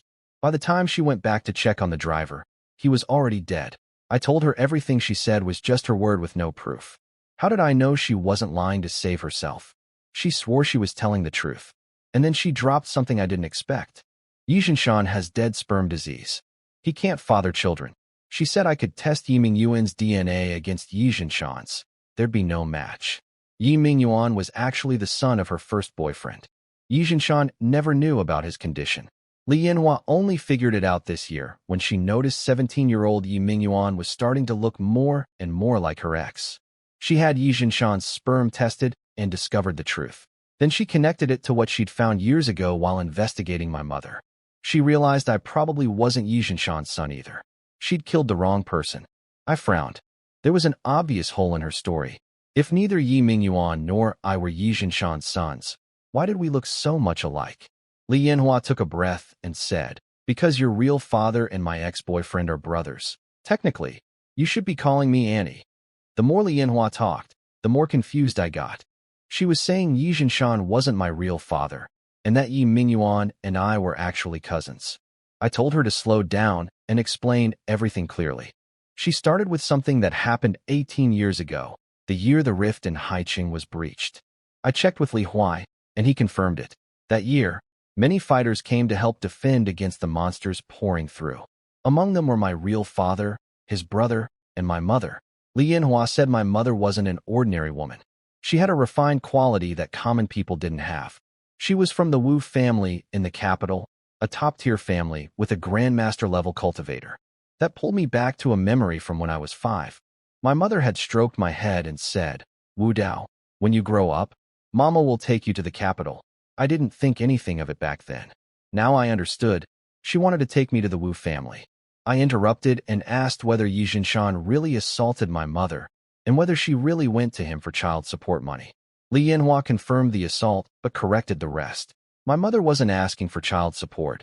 She was asking for a loan. She was penniless and desperate, and Yi Jinshan owed her for what he'd done. What Lu Jin told me earlier was just drunk rambling from Yi Jinshan, not the full truth. I asked why my mother didn't go to the Wu family instead. Li Yanhua's answer hit hard. My real father's family had been wiped out. Every single person connected to them was hunted down and killed. My mother knew that going back to the Wu family would put them in danger, and put me in danger too. So she spent years hiding, moving from place to place with me. I asked Li Yanhua how she survived if her boyfriend was my father's brother. She said her relationship was secret. Nobody knew about it. My mother, on the other hand, had followed my father from the capital to Haicheng, so people knew about her. I asked the real question: who was my father, and who destroyed his family? Li Yanhua took a deep breath. My father's name was Yi Jianhua.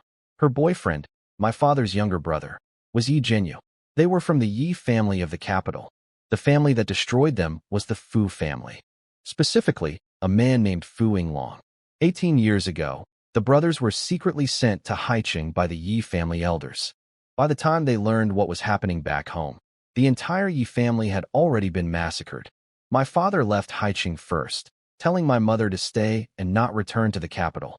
She was already pregnant with me at the time, so she went to work as a maid at the local Yi household, which is how she ended up being assaulted by Yi Jinshan. 8 months later, Yi Jinyu went to the capital looking for his brother. A week later, Li Yanhua found out both brothers were dead. Heartbroken, she agreed to her father's arrangement and married Yi Jinshan 2 weeks later. She didn't realize she was already carrying Yi Jinyu's child, Yi Mingyuan. I asked why she still had my mother killed if she knew the truth. She shook her head. She said she only discovered all of this afterward, when the truck driver told her someone else had also put a hit on my mother through the black market. She investigated and uncovered my mother's real background. By then, my mother was already dead. She only figured out I wasn't Yi Jinshan's son this year, after discovering Yi Jinshan was infertile. He had dead sperm disease. He couldn't father children. Yi Mingyuan wasn't his son either.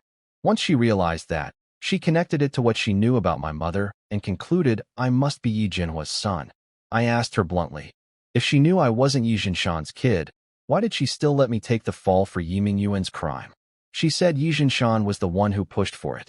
She'd wanted to just pay money to make the case go away, but Yi Jinshan said it would be cheaper to frame me since I looked so much like Yi Mingyuan. She went along with it because she didn't want to expose any of the deeper secrets. She added that if the Fu family ever found out the Yi bloodline survived, everyone connected would be killed, including me. Li Huai spoke up then. He asked if she meant the Yi family from the capital massacre. She was surprised he knew. He said of course he knew. He was from the capital himself. It wasn't just the Yi family that was destroyed. His only family, plus the Hu and Chen families, 4 great families in total, all wiped out. I asked Li Huai to explain. He said it was really a battle over the dragon vein, a source of power hidden beneath the Forbidden Palace. Fu Yinglong had been stuck at peak Grandmaster for years and wanted to drain the dragon vein's power to break through to the next level. The 4 families were the vein's guardians and refused. War broke out, but none of the 4 families had a peak Grandmaster, and even combined they couldn't match the Fu family.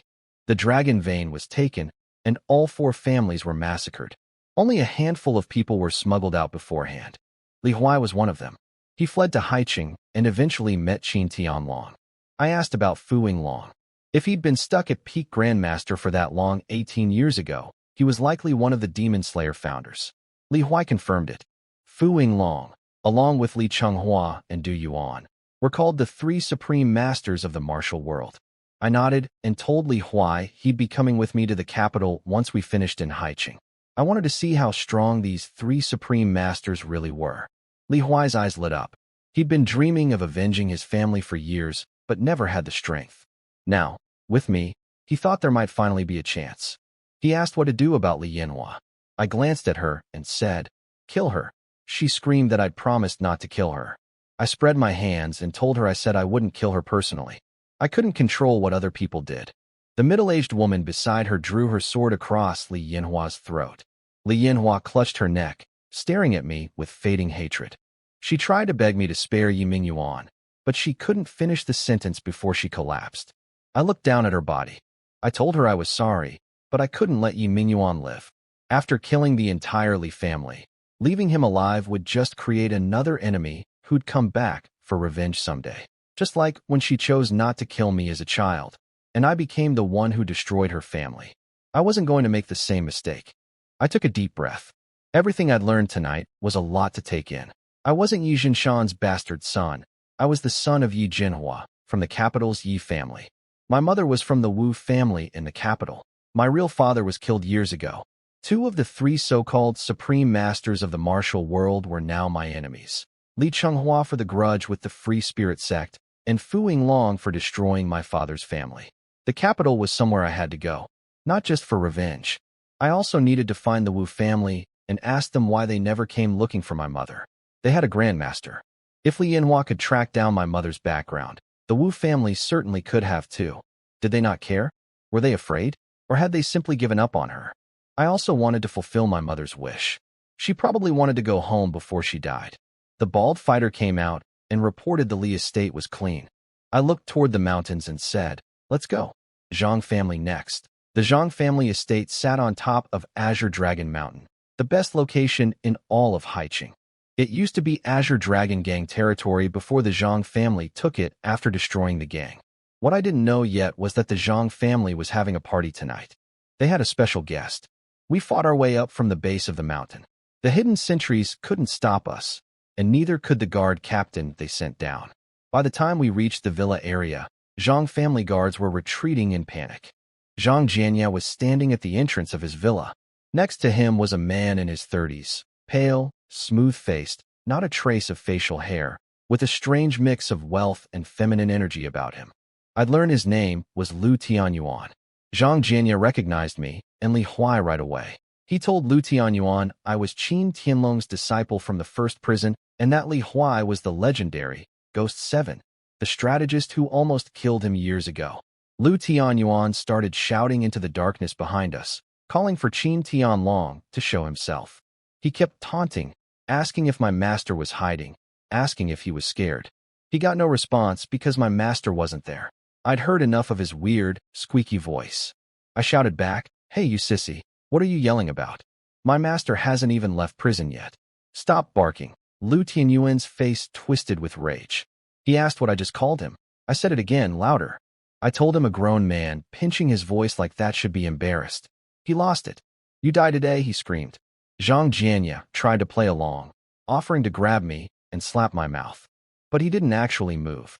He was still scanning the surroundings, convinced Qin Tianlong had to be hiding somewhere. He couldn't believe my master would let me come to the Zhang estate with just a group of acquired realm fighters. Lu Tianyuan didn't wait. He launched himself at me through the air. Before coming up the mountain, I'd learned from Li Huai's intel who this Lu Tianyuan was. He was from the Lu family in the capital, connected to one of the three supreme masters. He was an innate greater achievement cultivator, and he'd come to Haicheng specifically to help the Zhang family deal with Qin Tianlong. Zhang Jianya had been worried about my master reaching Gold Demon Slayer status and becoming untouchable, so he'd called in this favor.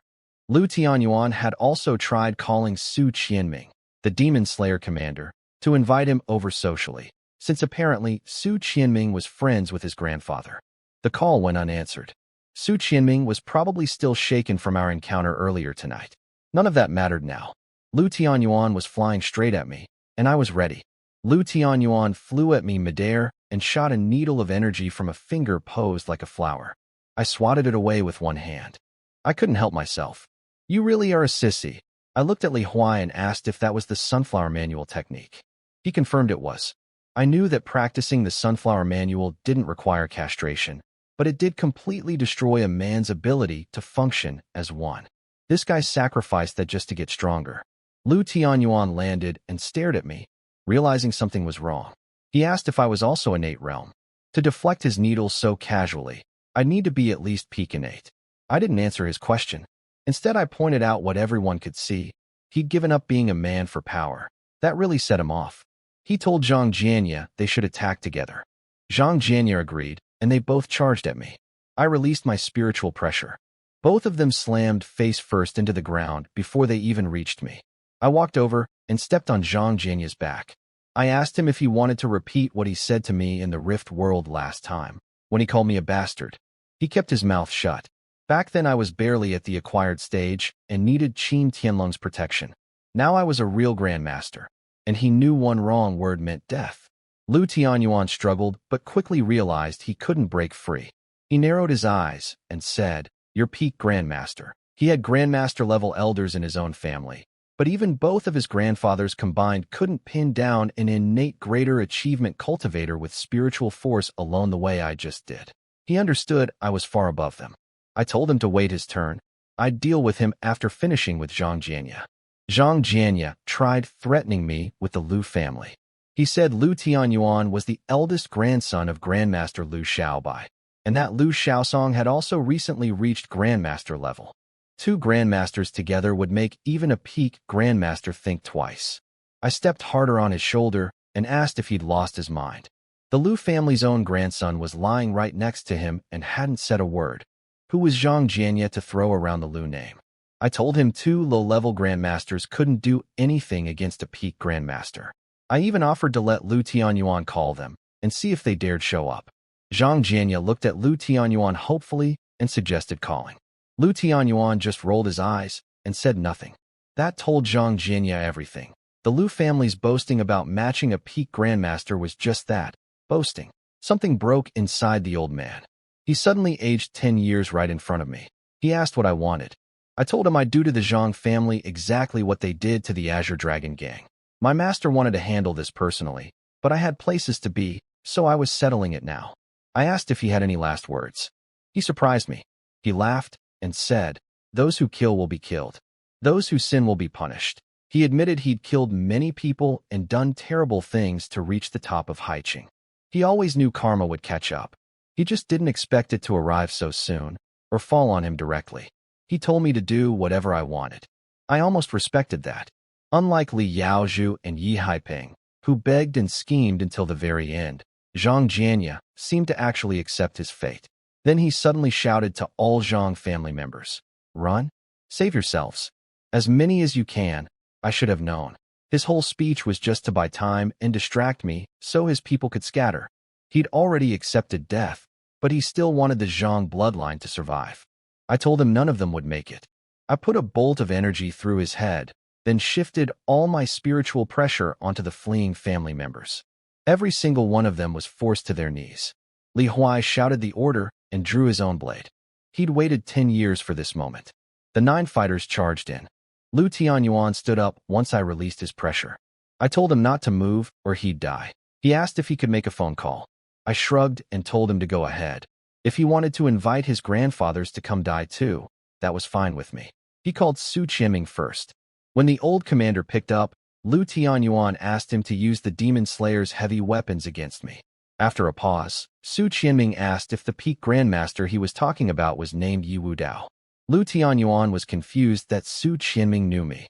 Su Qianming told him flatly that he couldn't help. I was not only a peak grandmaster, but also a gold demon slayer.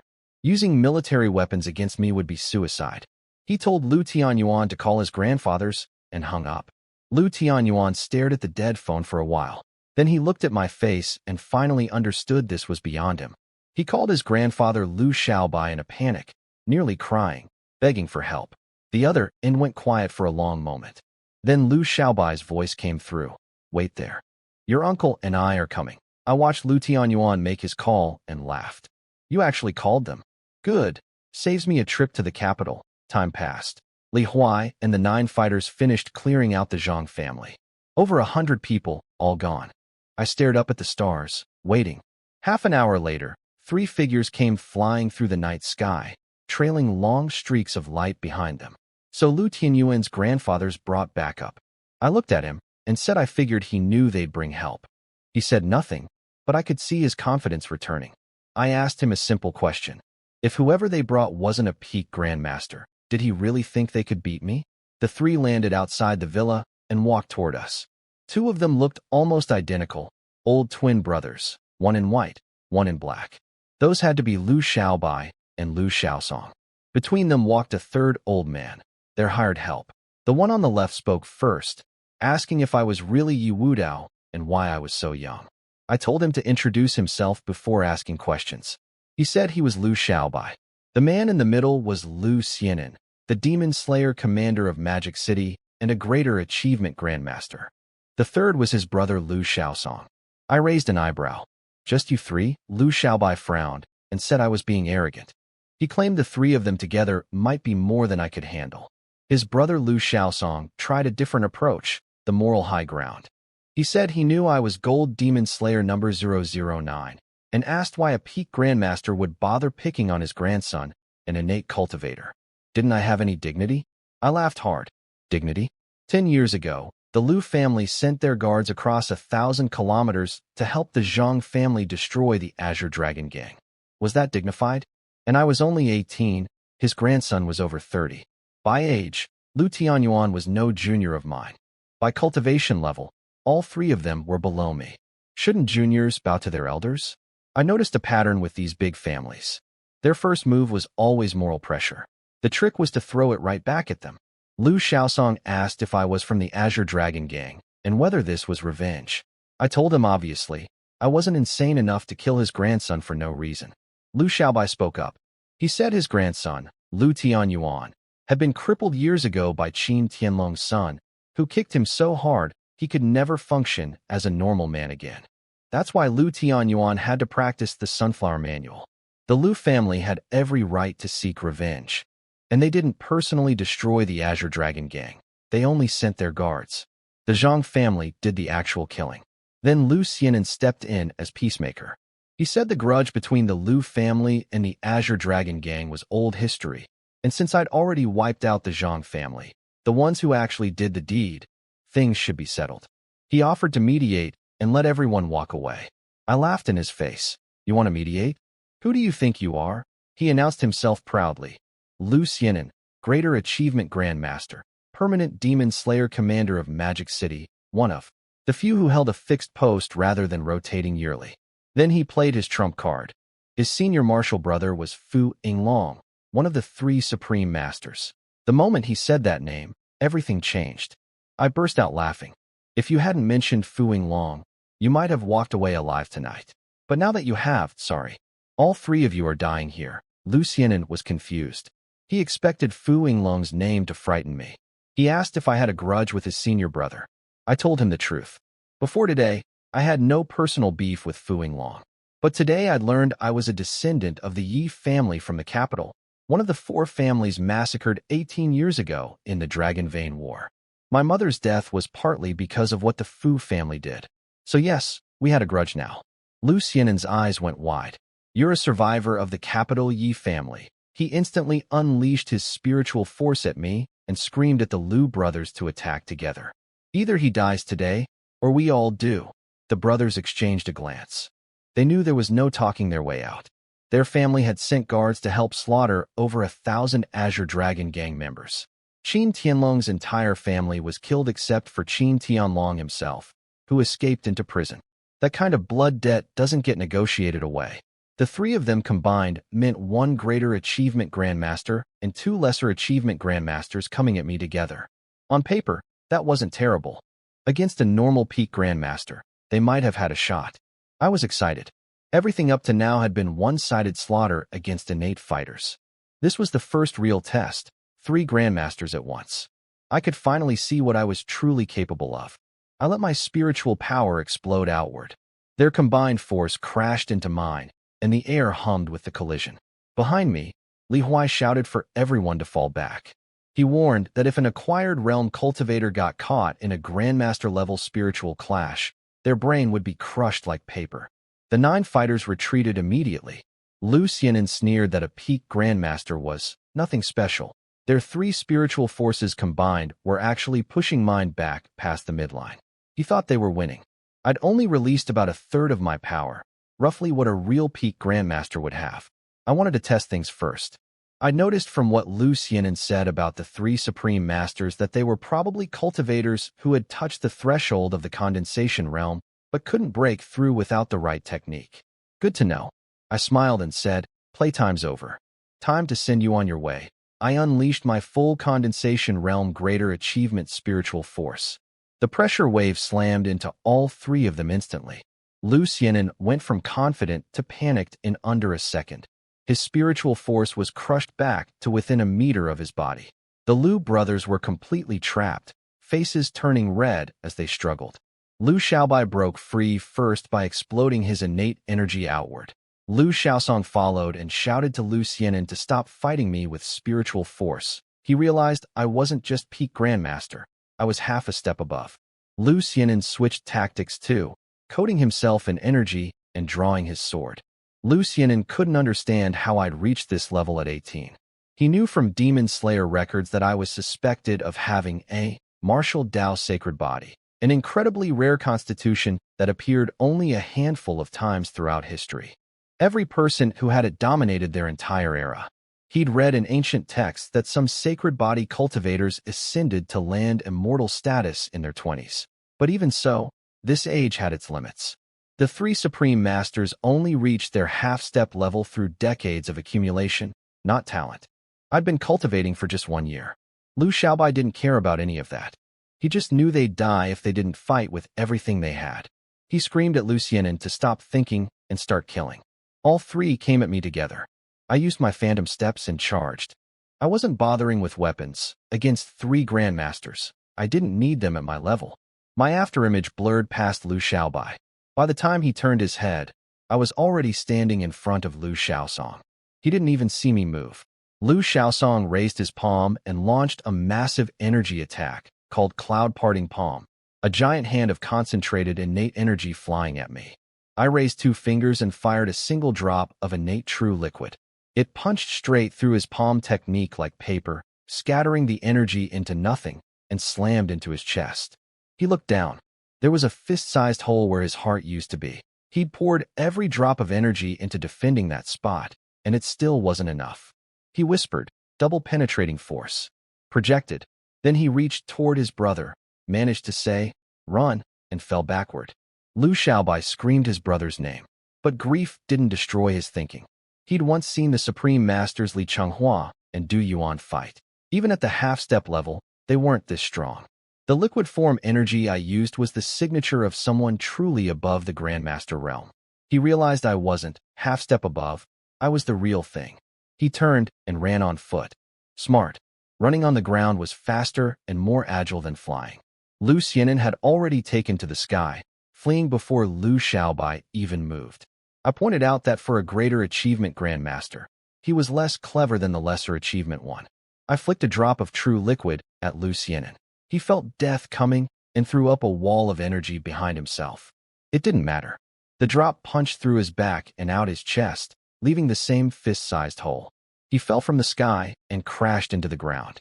He watched me chase Lu Xiaobai, but couldn't speak. His eyes slowly closed. I used light smoke steps to catch Lu Xiaobai in 2 seconds flat. I asked him if he really thought he could outrun me. 1 palm to the top of his skull, and he face-planted into the dirt, dead. Gang leader. Lu Tianyuan is running, Li Huai shouted from behind me. I turned and saw that little weasel sprinting down the mountainside into the forest. He'd waited until I chased his grandfather, then bolted without looking back. Clever, but not clever enough. I flew after him. 5 seconds later, I was right behind him. Did you think I'd forget about you? He nearly fainted from terror. His legs buckled. I flicked 1 drop of true liquid at him.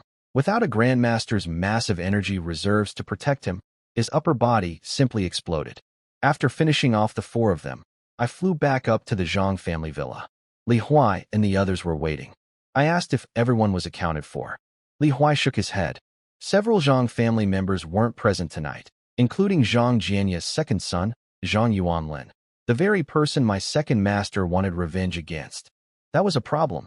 Li Huai said it was strange because their intelligence confirmed Zhang Yuanlin arrived at Azure Dragon Mountain for the party, but his body wasn't among the dead. They'd used every resource to locate him. Everyone else was tracked down, but Zhang Yuanlin had seemingly vanished. He entered the mountain but never left. I told them to wait while I searched the villa myself. I flew to the top and spread my spiritual power across the entire building, scanning every room from the top floor down to the basement. Nothing alive. I was about to give up when I caught a faint flicker. Not a sound, not movement, but the tiniest pulse of life force.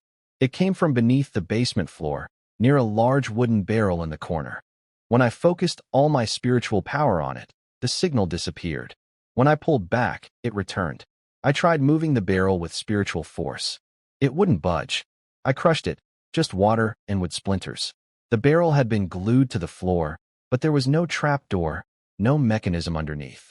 Then the pulse came again, clearly rising from below the floor itself. I pushed my spiritual power downward. Everywhere else in the basement, I could sense about 3 meters deep, but directly under where the barrel stood, my spiritual force was completely blocked. Something down there was made of a material that cut off spiritual detection entirely. I called everyone to the basement. I tried cutting through the floor with a borrowed saber, a half-meteorite blade. The saber shattered on impact. The floor didn't even crack, just a faint white scratch. Whatever this material was, it was incredibly hard. I told Li Huai to find a switch. Within moments, he spotted a bronze deer head sculpture on the wall that looked out of place. He twisted its antler. Gears rumbled. The floor's section slowly rose, revealing a hidden passage, steep stairs descending into total darkness. We grabbed flashlights and headed down, me in front. Li Huai studied the tunnel walls as we walked and said the carving marks were ancient, at least several hundred years old, possibly over 1,000. I asked if the Azure Dragon Gang had ever found this passage when they controlled the mountain. He said no. Back then, they never built underground structures here. The tunnel went down for over 1 kilometer. At the bottom, my spiritual power hit another door made of that same impenetrable material. I pushed it open. Faint light spilled out. Behind the stone door was a small room, roughly bedroom-sized. In the center stood a small stone platform that looked like some kind of altar. Standing on top of it was Zhang Yuanlin. He wasn't panicked at all. He smiled calmly and said he wasn't surprised we found him. He'd discovered this tunnel years ago while building the villa's foundation. Even his father never knew it existed.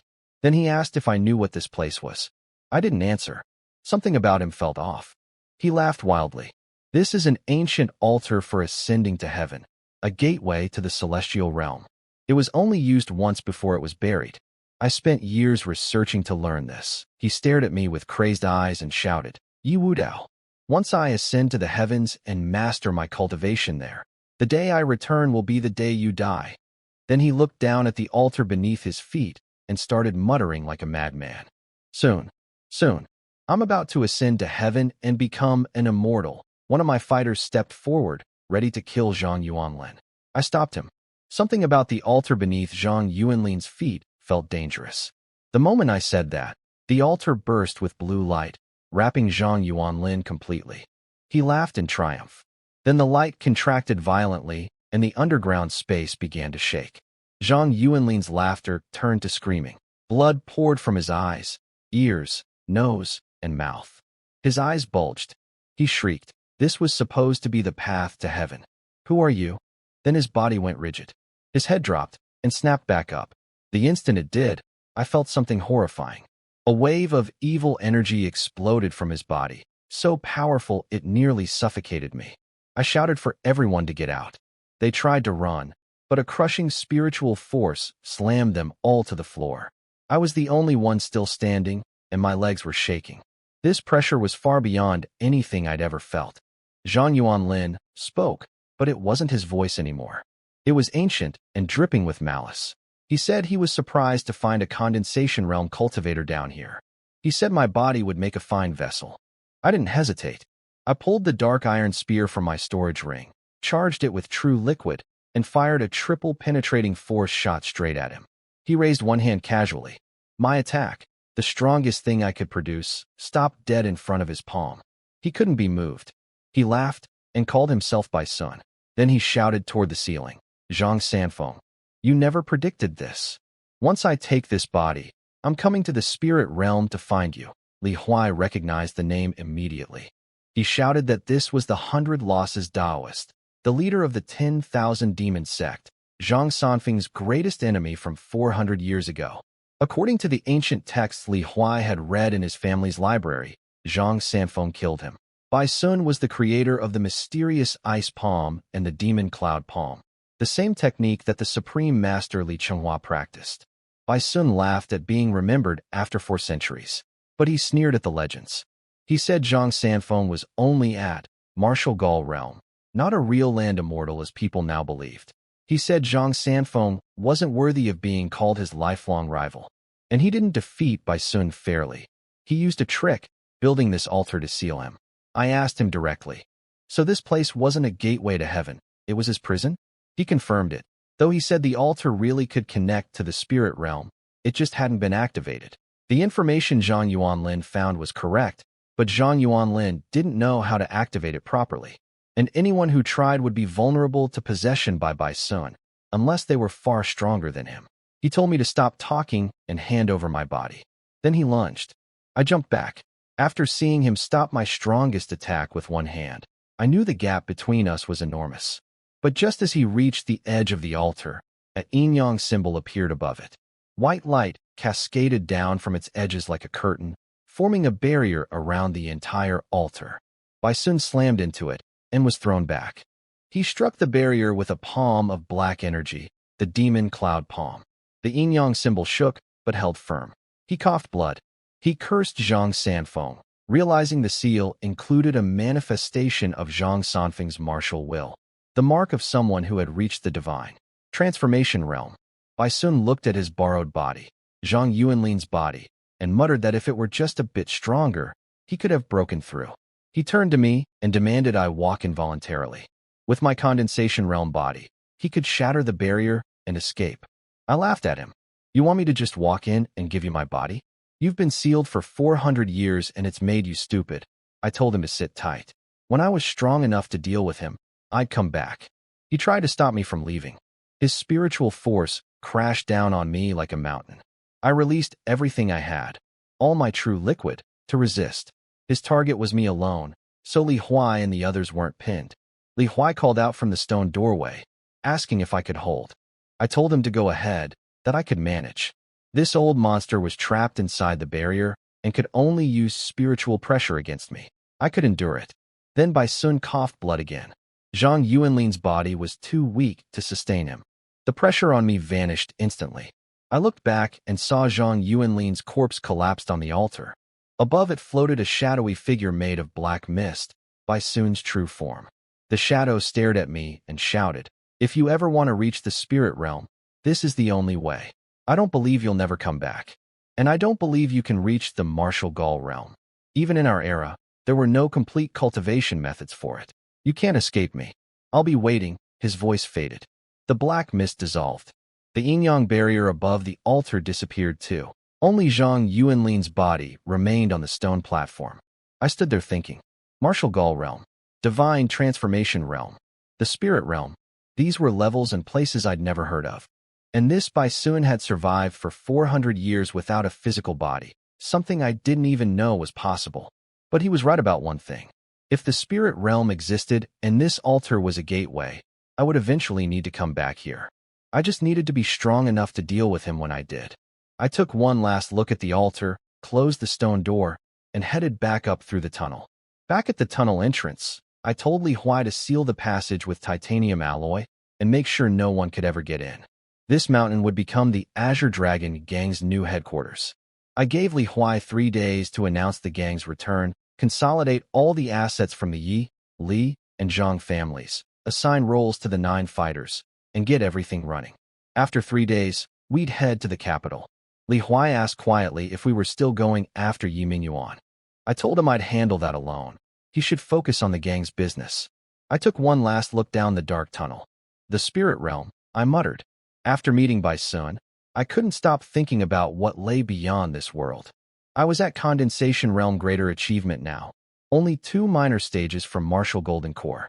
Once I mastered the Taiji Heart Sutra, I could probably break through. Whether the martial Gaul realm came after that, I need to fuse more techniques to find out. But according to Bai Sun, the martial Gaul realm was the level needed to leave Blue Star for the spirit realm. I flew toward Haiching's martial arts academy using my phone's navigation. The academy wasn't big, just 5 buildings. It only accepted students with exceptional martial talent or those from powerful families with decent ability. People like me, growing up in an orphanage with nothing, could never have gotten near the front gate. Standing at the entrance, I felt a wave of emotion. Every boy dreams of becoming a great warrior someday. I used to dream of entering this academy. Now my goals had moved far beyond it. I wanted to chase the peak of martial arts, reach the legendary land Immortal Realm, and see a bigger world. A security guard yelled at me to leave. I ignored him and floated into the air, flying over the gate. I heard him stammering behind me. He recognized that only Grandmaster-level cultivators could fly without visibly using energy. I'm sure he spent the next few minutes praying I wouldn't come back to punish him. It was 2 in the morning. I landed in a quiet corner and spotted one dormitory building with lights still on. I stopped a student with glasses near the entrance and asked where Yiming was. I said I was his cousin. The student told me Yiming was at Tranquil Heart Lake behind the back mountain, throwing a birthday party for his girlfriend. I flew to the lake and found a crowd of students gathered in a circle, phone flashlights illuminating 2 people in the center. Yiming stood across from a pretty young woman. The crowd was chanting for them to kiss. I spread my spiritual sense and listened closely. The girl, Chen Simin, was telling Yiming quietly that she hadn't agreed to be his girlfriend and he shouldn't push it. But the crowd was too loud for anyone else to hear. Yiming leaned in close and whispered threats. He told her this scene was already set up, and if she rejected him publicly, he'd lose face. He said he'd been chasing her for months. Then his tone turned vicious. He told her if she didn't agree, he'd eventually just kidnap her and force himself on her. At least now he was offering her some dignity. Later, she'd get none. A flashy-looking girl behind Chen Simin was pushing her forward, telling her to just accept Yiming. The Yi family was ranked 7th in Haicheng. His mother was from the Li family ranked 4th. She'd never have to worry about money or cultivation resources again. She shoved Chen Simin right into Yiming's arms. He caught her with a smile. "Let her go," someone shouted. A young man leaped over the crowd and landed next to Yiming, throwing a palm strike at his shoulder. Yiming shoved Chen Simin aside and met the attack. They matched each other evenly and both stepped back. Yiming glared. "Wang Zijian, you just won't go away." Wang Zijian ignored him and went straight to Chen Simin. He apologized for being late. He'd been training. She shook her head, and the tears she'd been holding back finally fell. I watched the whole scene from above. I'd come here to kill Yiming, but I wasn't in a rush. I wanted to see what kind of person he really was first. Now I knew. Exactly the same as his adopted father Yi Jinshan. Threatening women, forcing himself on people weaker than him. The apple hadn't fallen far from the tree. Yiming saw Wang Zijian comforting Chen Simin and lost his temper completely. He charged at Wang Zijian with killing intent, using a technique called Dragon Claw. The academy had rules against fighting to the death, but Yiming didn't care. He figured he had the Yi and Li families behind him. Getting expelled meant nothing. Wang Zijian was smart enough not to fight back with full force. He was just a regular kid with no powerful family. If he seriously hurt Yiming, his life would be over. So he kept dodging. I watched from the back of the crowd, blending in perfectly. I was only 19. I looked just like any other student here, maybe even younger than some. Watching these kids fight over a girl, watching them place bets and joke around, I felt a pang of something I hadn't expected. Envy. I never got to experience any of this. I finished high school and went straight to work. The orphanage only supported us until 18. I never went to college. I never had a campus romance. And then on my 18th birthday, everything went sideways. The atmosphere here, young people full of energy, no scheming old foxes to deal with. I genuinely envied it. "Everyone stop!" A voice boomed from the sky. An old man came flying in, the academy dean, an innate realm cultivator. Students scattered like roaches. Yiming turned to run toward the dormitory. That's when I locked him down with my spiritual pressure. "Who's there?" he shouted, frozen in place. I walked up to him slowly. Yi Mingyuan. Long time no see. He stared at me in shock. How are you out of prison? I smiled and told him I'd been thinking about him every single day for the past year. It was time to settle things between us. He couldn't understand why he couldn't move. He didn't even recognize spiritual pressure. He was that ignorant about real martial arts. The dean landed and demanded to know who I was, warning that the academy was under the authority of Du Yuan, one of the 3 supreme masters. I glanced at him and told him he talked too much. I gave him my name, Yi Wu Dao, and told him to pass a message to Du Yuan. The person who killed here tonight was me, and Du Yuan could come find me if he had a problem. I increased my spiritual pressure and pinned the dean to the ground. Then I told Yi Mingyuan I was here to settle 2 things: the 11 months he stole from my life, and to reunite him with his family. His father, grandfather, and mother were all already dead. He was the last one. He went pale. He screamed, asking what I'd done to them. I told him I'd sent them ahead, and he was running late. I didn't want him to be lonely down there. He froze, stunned beyond words. I raised my hand and put a bolt of energy through his skull. Students screamed and scattered, terrified. I shook my head. These academy kids had it too easy. My master was right. Flowers raised in a greenhouse can't survive the storm. A scene like this sent them into panic. In the Rift world, they'd be monster food. Zijian, where are you going? A worried voice called out. I turned and saw Wang Zijian pulling free from Chun Simin's grip. He walked straight up to me, stopped, and bowed deeply. Grandmaster, I want to become your disciple. Wang Zijian's bow hit me right in the heart. It took me back 8 months, to my first day in prison, when I did the exact same thing in front of Qin Tianlong. I saw something of myself in this kid. I asked why he wanted me as his master. He stood up straight and said, because you're young and you're strong. I feel like following you will make me stronger. I laughed. I liked how direct he was. That was exactly why I chose Qin Tianlong back then. He was the strongest person in the room. I told him I couldn't formally take him as a disciple right now. I had too much to deal with. But if he was willing to wait, I'd accept him as an unofficial student for the time being. I told him to go to Azure Dragon Mountain and find a man called Ghost 7, then train under his 9 acquired realm fighters. He agreed without hesitation. I flew off into the night. Behind me, Chun Simin asked if he was really going through with it. He said yes. He had a feeling this was the path to a brighter future. She said she supported him. Then he kissed her. The academy dean watched me leave with a complicated expression. He'd figured out I was at least greater achievement grandmaster, maybe peak. He wasn't going to report this to Du Yuan. There was no point getting involved with someone this powerful over one dead student. Yi Mingyuan was dead, and if the Yi family was really destroyed, nobody would come asking questions. I went to my mother's grave and sat there all night, talking to her and burning paper offerings. I told her I'd gotten strong. In 3 days, I'd take her remains to the Wu family in the capital so she could finally rest at home. And I'd personally cut off Fu Yinglong's head to avenge her. At dawn, damp with dew, I called Li Huai and told him to arrange people to exhume my mother's coffin.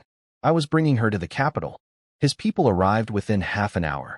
The whole process, the ceremony, the digging, moving the coffin onto a truck, took until noon. On the drive to Azure Dragon Mountain, Li Huai mentioned that Wang Zijian had already shown up at the base that morning, claiming to be my student. I told Li Huai to put him through training under the 9 fighters. When we got back from the capital, I'd decide whether to officially take him in. We arrived at what used to be the Zhang family villa, now renamed Azure Dragon Villa. The bodies had been cleared, cleaners were scrubbing bloodstains off the floors, and Li Huai had already called back the old Azure Dragon gang members to fill out the ranks. I settled my mother's coffin and went to my room. I checked the news on my phone. The headlines were dominated by one story. The Azure Dragon gang had returned. All 3 major families, Yi, Li, and Zhang, destroyed in a single night. The mystery funds behind the stock attacks were confirmed to belong to the gang. A new entity called Azure Dragon Group had been established, absorbing every asset from all 3 families. Nobody in Haicheng dared challenge them. The comment sections were going wild. Everyone speculating about how the gang had gotten so powerful after 10 years in hiding.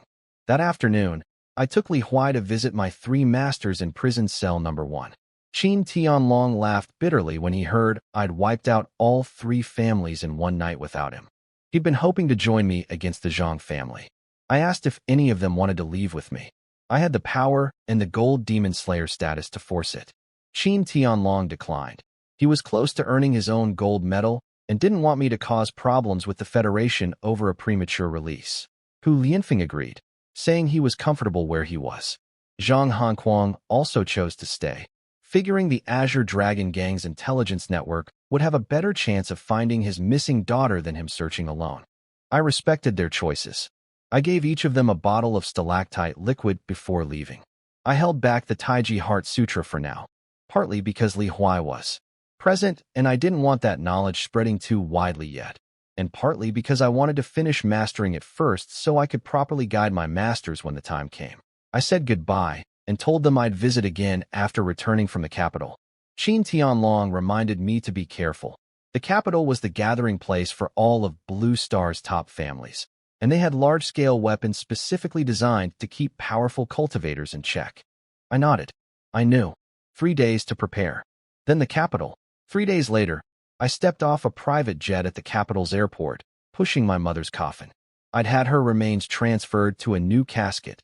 The old one had rotted in the ground. A hearse was waiting on the tarmac.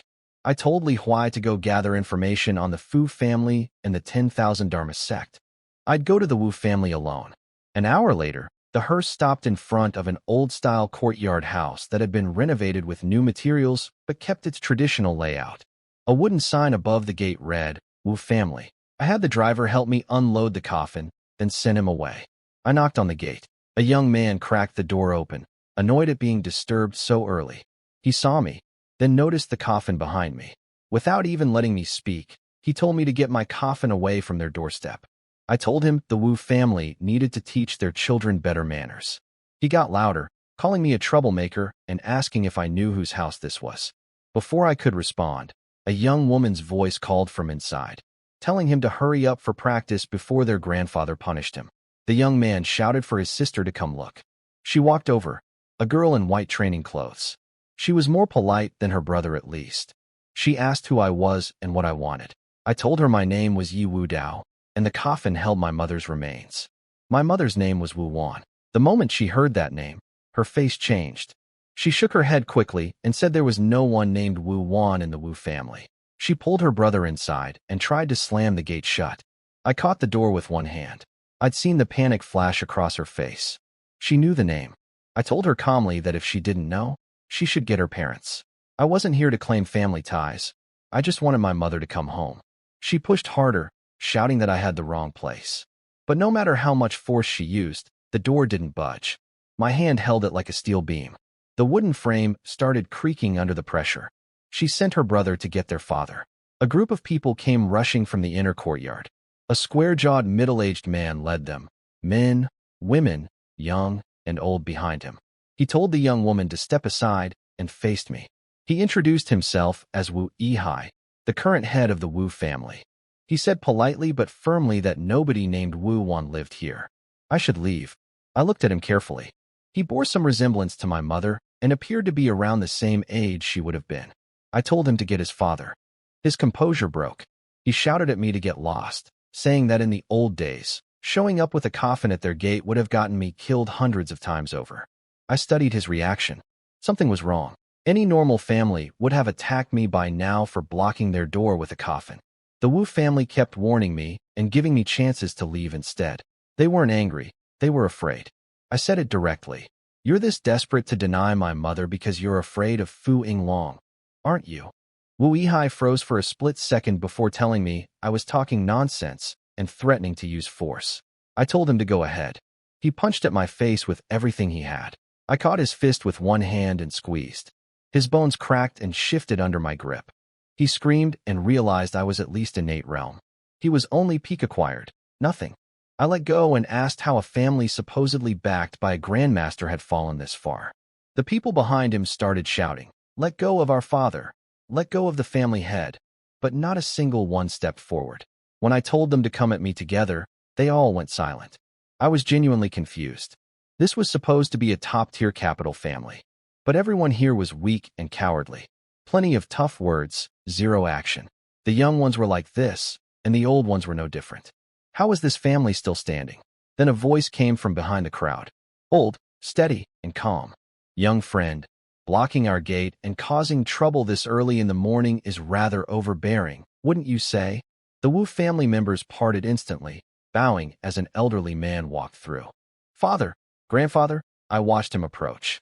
Finally, it seemed like someone who could actually hold things together had shown up.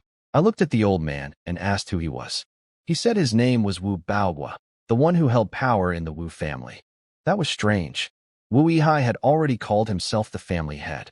Now this Wu Baohua claimed to be the one actually in charge. In the Wu family, the head didn't hold power? I told him plainly that I wasn't here to attach myself to their family. From what I could see, they weren't worth attaching to anyway. I just wanted to know why they refused to acknowledge my mother. I asked if they were this afraid of Fuing Long. The Wu family hadn't even participated in the Dragon Vein War. My mother was already dead. What threat could they possibly face now? Wu Baohua kept his calm expression and repeated the same story. There was no Wu Wan in the Wu family. He said my mother's generation only had 3 males and no females in the family. He warned me that he was being patient because of my talent, but if I kept making trouble, he'd act. I looked at the young woman they called Xiaoyu, Wu Xiaoyu. I told Wu Baohua that her expression had given it away when I first said my mother's name. She clearly knew who Wu Wan was. Wu Baohua turned to her and asked if she'd told me such a thing. She shook her head fearfully and denied it. Wu Baohua smiled and told me I'd heard for myself. No Wu Wan. Something felt very wrong. The Wu family members didn't look at Wu Baohua with the normal respect children show their elder. They looked at him with fear, not the respectful kind, but the kind you see towards someone dangerous. I told Wu Baohua I'd test his strength then. I released my spiritual pressure onto him. His composure shattered. You're a grandmaster? He shouted. I frowned. I'd expected him to be the Wu family's grandmaster. But there was no spiritual force coming back at me. Only innate energy, and only at the greater achievement level. He was far from grandmaster. I asked where the Wu family's grandmaster was. Wu Baohua was shaking under my pressure, unable to break free. He screamed at Wu Yihai to go get your grandfather. Wu Yihai hesitated, looked between me and Wu Baohua, then hurried inside. A few minutes later, he came back supporting a white-haired old man. My frown deepened. This old man's spirit seemed broken. His hair was wild and loose, his eyes unfocused, drool hanging from the corner of his mouth. He looked like a madman, not a grandmaster.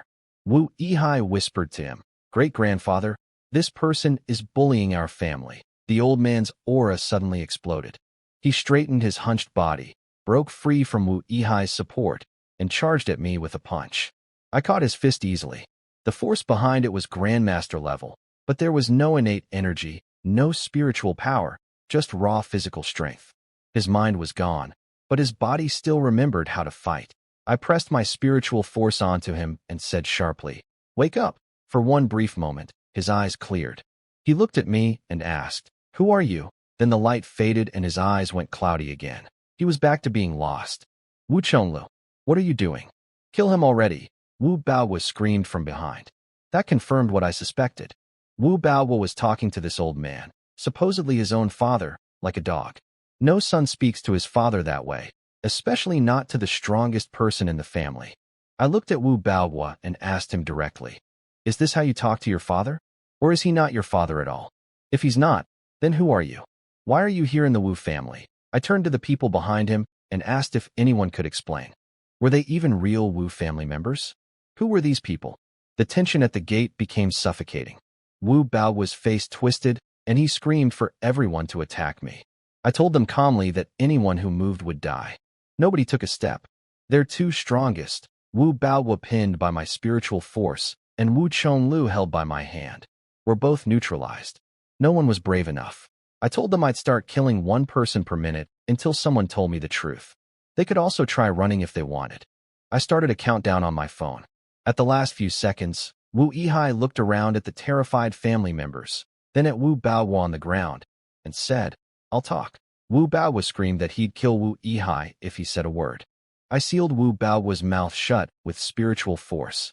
Wu Yihai took a deep breath and said, "Wu Baohua is not my father. He's my cousin, my second grandfather's son." I cut him off and asked why he'd been calling Wu Baohua father then. Was he messing with me?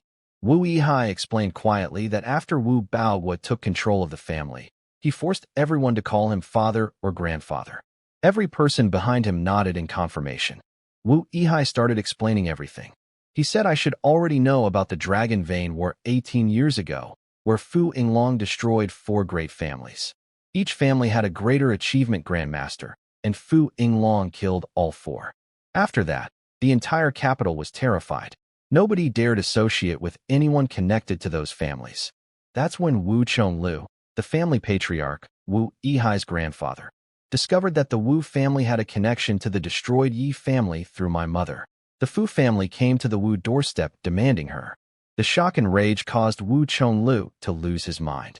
He'd been in that broken state ever since. Around that time, Wu Baohua, a cousin from a side branch who'd been traveling for years, came back. He was innate lesser achievement, which was strong enough to help stabilize things.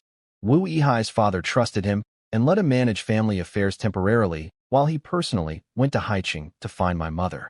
I interrupted and asked why I had no memory of this. Wu-Ehai said I was only a few months old at the time. His father couldn't stay long because of Fu family surveillance. He only managed a quick visit and left my mother 10,000 yuan in cash. He didn't dare transfer money electronically. The plan was to bring us home once things calmed down. But things never calmed down. Fu Yinglong spent 5 years hunting every person connected to the 4 families. The Wu family lived in constant fear and never dared retrieve my mother. Then, in the 5th year, Wu-Ehai's father learned the Fu family had found my mother's location and planned to kill her. What he said next made my head ring. Wu-Ehai's father found a female death row prisoner to serve as a body double. He arranged for the truck driver to kill the substitute instead of my mother. Then he used his connections to falsify the autopsy report so the Fu family would believe my mother was dead. I could barely breathe. I asked the only question that mattered. So my mother isn't dead? Wu-Ehai nodded. My mother was alive. He'd been taking care of her all these years. She was his biological sister, his father's daughter. No matter what, their father couldn't watch his own child be killed. I stood there repeating the words to myself. Not dead. She's not dead. I asked why she never came to find me in all these years. Wu-Ehai looked at Wu Baohua and said that was where the story got ugly. The original plan was to wait for things to settle, then bring me back from the orphanage. My placement there was arranged by Wu-Ehai's father, so I wouldn't get lost. But Wu Baohua discovered everything. He'd spent 5 years quietly poisoning Wu-Ehai's father and scheming to take over. When he learned about my mother, he used it as leverage, threatening to tell Fu Yinglong unless he was given full control of the family. Wu-Ehai's father tried to fight back, but the poison had destroyed half his cultivation. Wu Baohua killed him. Then he killed Wu-Ehai's 2 older brothers and his mother too, leaving only Wu-Ehai and the youngest generation alive. From that day on, he forced everyone to call him father and grandfather. He kept them around to maintain the Wu family's legitimate appearance for their allies, and to satisfy his own twisted need for people groveling before him. His own wife and children had been killed by enemies years ago. He had no real descendants. I asked where my mother was now. Wu-Ehai said that when Wu Baohua killed his father, he realized the danger and secretly moved my mother to an apartment with a caretaker before Wu Baohua could find her. He held firm under interrogation, insisting his father had hidden her and nobody else knew where. As for why my mother never came looking for me, Wu-Ehai told me I'd understand when I saw her. He said she didn't have the ability to come find me on her own. A cold feeling settled in my chest. That meant she was either sick or couldn't move. I looked at Wu Baohua pinned on the ground and asked him coldly if he was the reason my mother and I had been separated for 13 years. He had the nerve to call himself my second grandfather and tell me to watch my tone. I told him I didn't care if he was my grandfather or my great-grandfather. Anyone who kept me from my mother wouldn't be forgiven. I put a bolt of energy through his skull. The Wu family members stood frozen for a moment. Then relief flooded every face. Wu Baohua was dead. 13 years of tyranny ended in 1 second. I asked Wu-Ehai if anyone else was loyal to Wu Baohua. He shook his head. They'd all only obeyed him because they couldn't fight him. I told him to take me to my mother. He glanced at the coffin behind me and asked what to do with it. I looked at the black and white photo of my mother hanging on the front, took it out of the frame, and told him to dispose of the rest. If those weren't really her remains, there was no need for them. But I warned him. If he was lying, and those bones actually were my mother's, he'd share Wu Baohua's fate. He nodded and said, I know. Follow me. We walked out of the courtyard together. I followed Wu-Ehai out of the courtyard. We took a taxi for about 10 minutes into an old, run-down neighborhood. When I saw the cluttered entrance of the apartment building, I asked him why he couldn't give my mother somewhere better to live. He said she refused to move. This was the apartment my mother and my real father had rented together when they were young. Their sweet little home, from when they were high school sweethearts, hiding their relationship from their families. We climbed to the 6th floor. Wu-Ehai knocked. A middle-aged woman in an apron opened the door. Wang Yan, a former Wu family servant who'd been caring for my mother for 13 years. When Wu-Ehai introduced me, she stared at me and said, "You're Xiaowan's son? You've grown so much." She told me my mother had been talking about me for 13 years, crying every day while holding my childhood photos. She'd been having trouble sleeping lately, dreaming about her son, wanting to go to Haiqing to see me. Wu-Ehai sent her out to buy groceries so we could have privacy. Then he knocked on a locked bedroom door. A weak voice answered from inside. "Brother, I'm awake. Come in." That voice froze me where I stood. After all these years, my mother's voice was older, but still just as gentle as I remembered. Wu-Ehai opened the door and told her to turn around and see who he'd brought. She was sitting on the bed, looking out the window. She asked if it was Xiaoyu again, come to cheer her up. She turned slowly. When she saw me, she went completely still. Her hand reached out, trembling. "Jinhua, is that you? You came back?" She started crying. She wiped her tears and looked at me again. "Jinhua, you're still so young. After all these years, you finally came to see me." She thought I was my father. I called out softly, "Mom, it's me. I'm Wu Dao." She froze. Her hand hung in the air. Then it hit her. "Wu Dao, my boy." She burst into sobs and tried to stand up. Her legs gave out, and she fell back onto the bed. Even falling, she kept calling my name. I rushed over and caught her. She cupped my face with shaking hands, studying every detail, crying harder. "You really are my Wu Dao. You look just like your father." She held me tight. "My son, you've suffered. I'm so sorry." Then she gasped, her body seizing up. She'd gotten too excited. Her heart was racing out of control. I quickly pushed a stream of innate energy into her body to stabilize her pulse. After a while, she opened her eyes again. This time she was calmer. She just kept touching my face, afraid I might disappear. She said she was sorry, over and over. I told her I wasn't suffering. I just missed her. Wu-Ehai explained to her that I'd come on my own, that I was a grandmaster now, and that I'd killed Wu Baohua. The family was free. She was stunned. She stared at me, opened her mouth as if to say something, then swallowed it. She asked how I became a grandmaster at 18. I smiled and said it was just luck. I didn't want to upset her with the details of what happened in Haiqing. Not with Wu-Ehai standing right there, and not when she might get too emotional again. I looked at her legs. I asked what happened. She tried to brush it off, but Wu-Ehai told her to explain. She said that after her father brought her back to the capital, she tried to escape out a window to come find me. She slipped and fell. The bones healed, but the nerves were damaged. It gradually worsened into paralysis.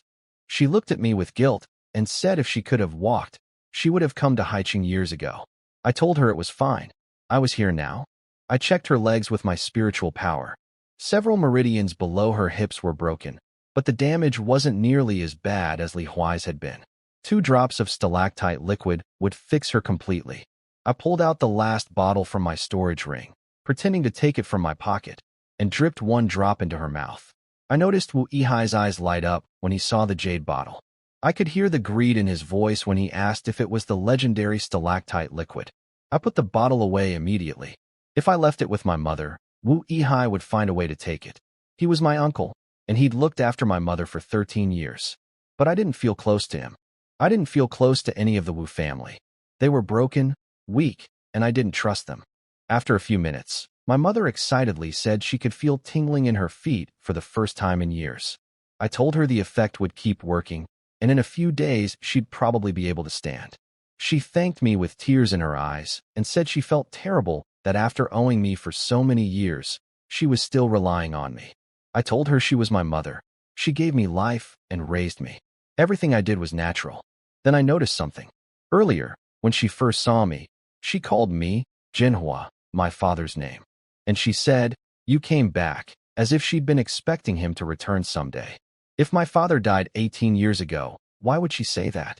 I asked her quietly. Mom, is my father Yi Jinhua still alive? Fear flashed across her face.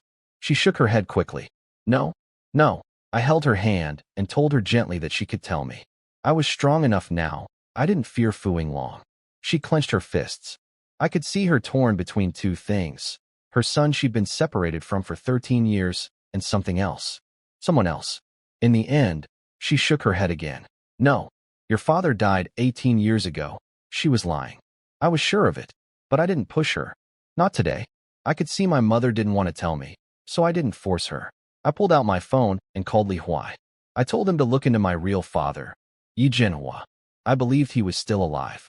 Find out where he was. Wu Yihai overheard and asked if this was the same Li Huai from the capital's Li family 18 years ago. He said they went to the same high school. Li Huai was famous back then, a genius nicknamed capital's Zhuge Liang. The Fu family never found his body after the massacre, and Fu Yinglong was furious. Wu Yihai was surprised he'd ended up in Haiqing, working under me. He carefully tried to encourage my mother to tell me the truth. He pointed out that Li Huai wouldn't have come to the capital unless he believed I could handle Fu Yinglong. This was her chance for the family to reunite. My mother looked at me for a long time. She told me to run if I couldn't win, that Fu Yinglong was more dangerous than we imagined, and Li Huai had been away from the capital too long to properly judge the situation. I leaned close and whispered in her ear so Wu Yihai couldn't hear. I told her I was above the Grandmaster realm. Dealing with Fu Yinglong would be easy. Her eyes went wide. She asked if I was serious. I nodded. She took a breath and told me the truth. My father was probably still alive. Fu Yinglong had him locked deep underground beneath the Forbidden Palace, inside the Dragon Vein. In fact, many people from the 4 destroyed families were still alive down there. The story that Fu Yinglong killed everyone wasn't entirely true. Li Huai had been sent away before the end and didn't know what happened after. Fu Yinglong only killed the Grandmaster-level fighters. The rest were kept as prisoners because the Fu family needed them. Only people with the bloodline of the 4 guardian families could extract dragon energy from the vein. Without them, Fu Yinglong couldn't access it. My father was only at the acquired entry level back then, too weak to be worth killing, but useful as a blood source. She said she wasn't certain he was alive, only that she suspected it. I told her that whether he was dead or alive, I was going to the Forbidden Palace tonight. She squeezed my hand and told me to be careful. I spent the rest of the day with her. I could see she was in terrible shape, skin deathly pale, almost no flesh on her bones, getting winded just from talking. Years of being confined indoors with paralyzed legs had wrecked her health. Even after the stalactite liquid, her condition was concerning. At noon, Wu Yihai joined us for lunch, then left to deal with Wu family matters now that Wu Baoguo was dead. Once he was gone, I could speak freely with my mother about everything that happened in Haiqing. At 6 in the evening, I said goodbye.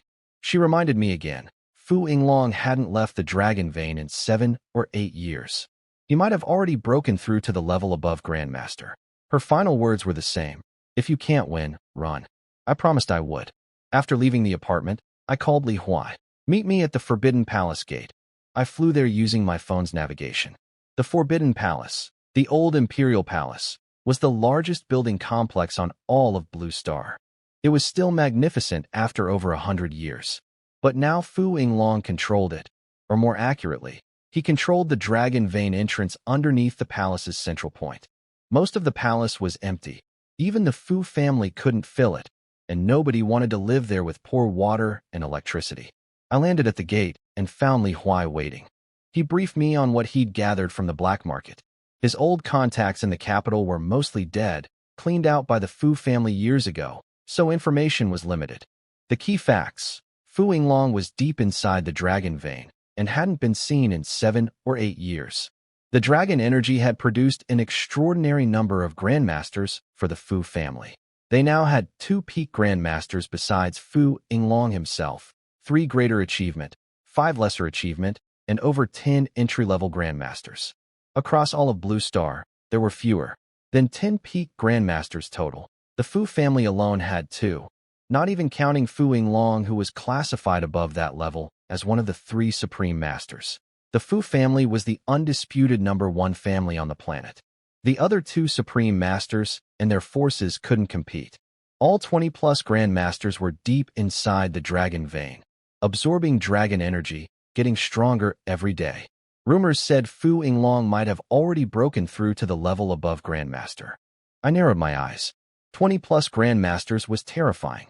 And if Fu Yinglong had spent 8 years in the dragon vein, he might truly have reached the condensation realm.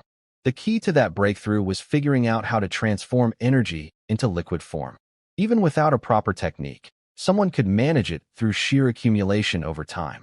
I looked at the palace gates and told Li Huai I'd wrap him in my spiritual power and bring him inside. He should stay behind me. Once I cleared the way, he could follow. He nodded. We both knew tonight would be the hardest fight yet. The question was whether one condensation realm cultivator could overpower 20-plus grandmasters. I spread my spiritual force around Li Huai and flew toward the dragon vein.